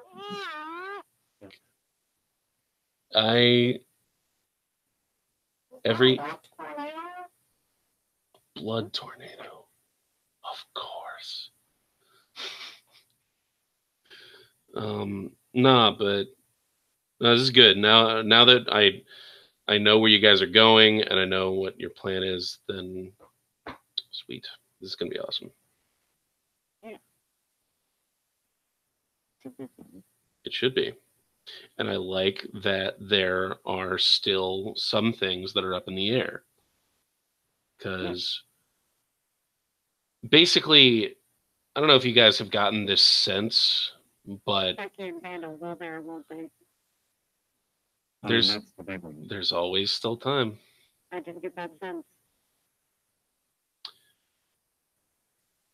I don't know if I should say this. Okay, so the gala. Without God fucking, why did I name it that? It's stupid. The dance. The dance.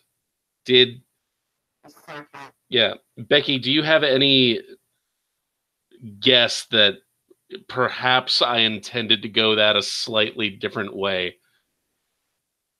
Maybe. Okay, cool. So as long as it was transparent, and I'd rather it be transparent than me reveal to you here like I don't really know where you were going, but I definitely feel like that was not how you intended that or how you would expected that to play out.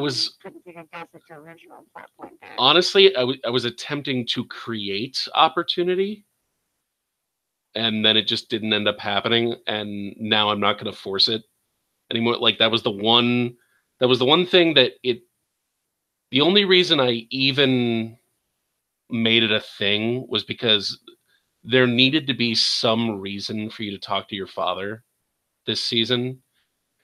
And I felt like, well, this could work narratively as also an opportunity for that to blossom.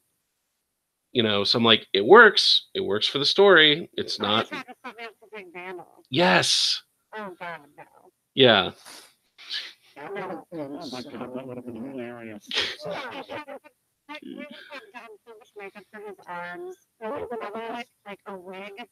He has a point in etiquette, you guys.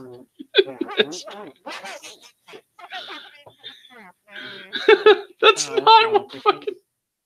No, because etiquette is. Oh no, it doesn't scale. I thought it was a knowledge. I was about to say. No. He knows that he's not following it. Yes. I don't know about you, but I'm really used to one fast four families so far. There was basically Gardening trailer. Basically I was going to work in a moment where like a slow dance played, and while you guys were trying to go unnoticed by certain guests, you'd blend in by trying to dance, and that would serve you guys an opportunity. Yes, exactly. That would serve you guys an opportunity to have a conversation about your feelings, but I thought it goes with the story, but now I tried that. It didn't work. No, Travis is not giving you flowers. That didn't actually happen. I made that up. That was a joke. Oh God, fucking damn it. I was going to say, like, so what color is that rose? Because it's very important. It's a dandelion. You got a red one.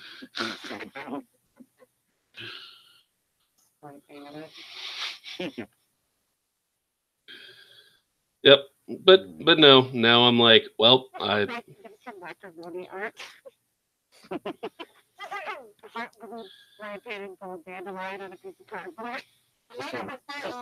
Just a note that says that just like says romantic flower on it. An index. Yeah, exactly. They also got it in the middle of the room with everybody around that still sits down the stairs and starts playing carolers.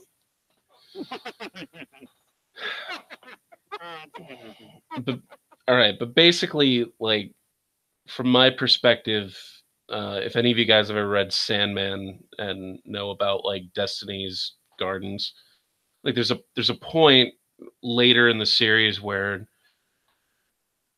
there are multiple instances, I guess you could say, of destiny, and then as time goes on, there are fewer, and then there are fewer, and then there's just one.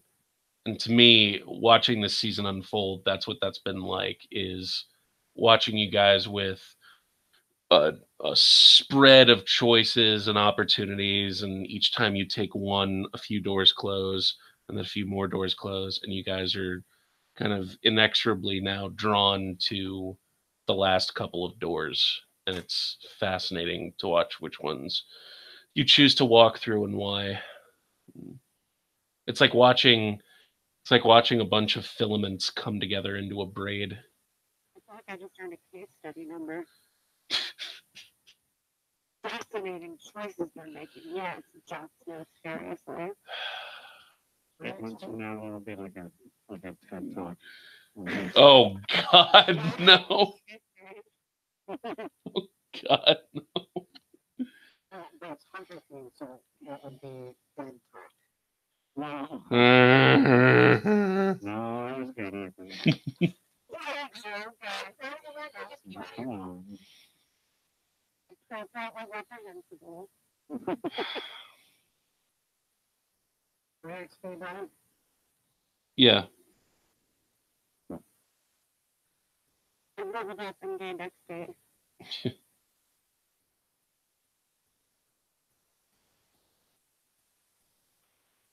Alright, guys, I'm gonna sign off for tonight. all right. Thank you guys once again. Night All right. Good Good night. Wow, you were really stuck on that. Good job. Yeah. Yeah, good night. Alright, got it.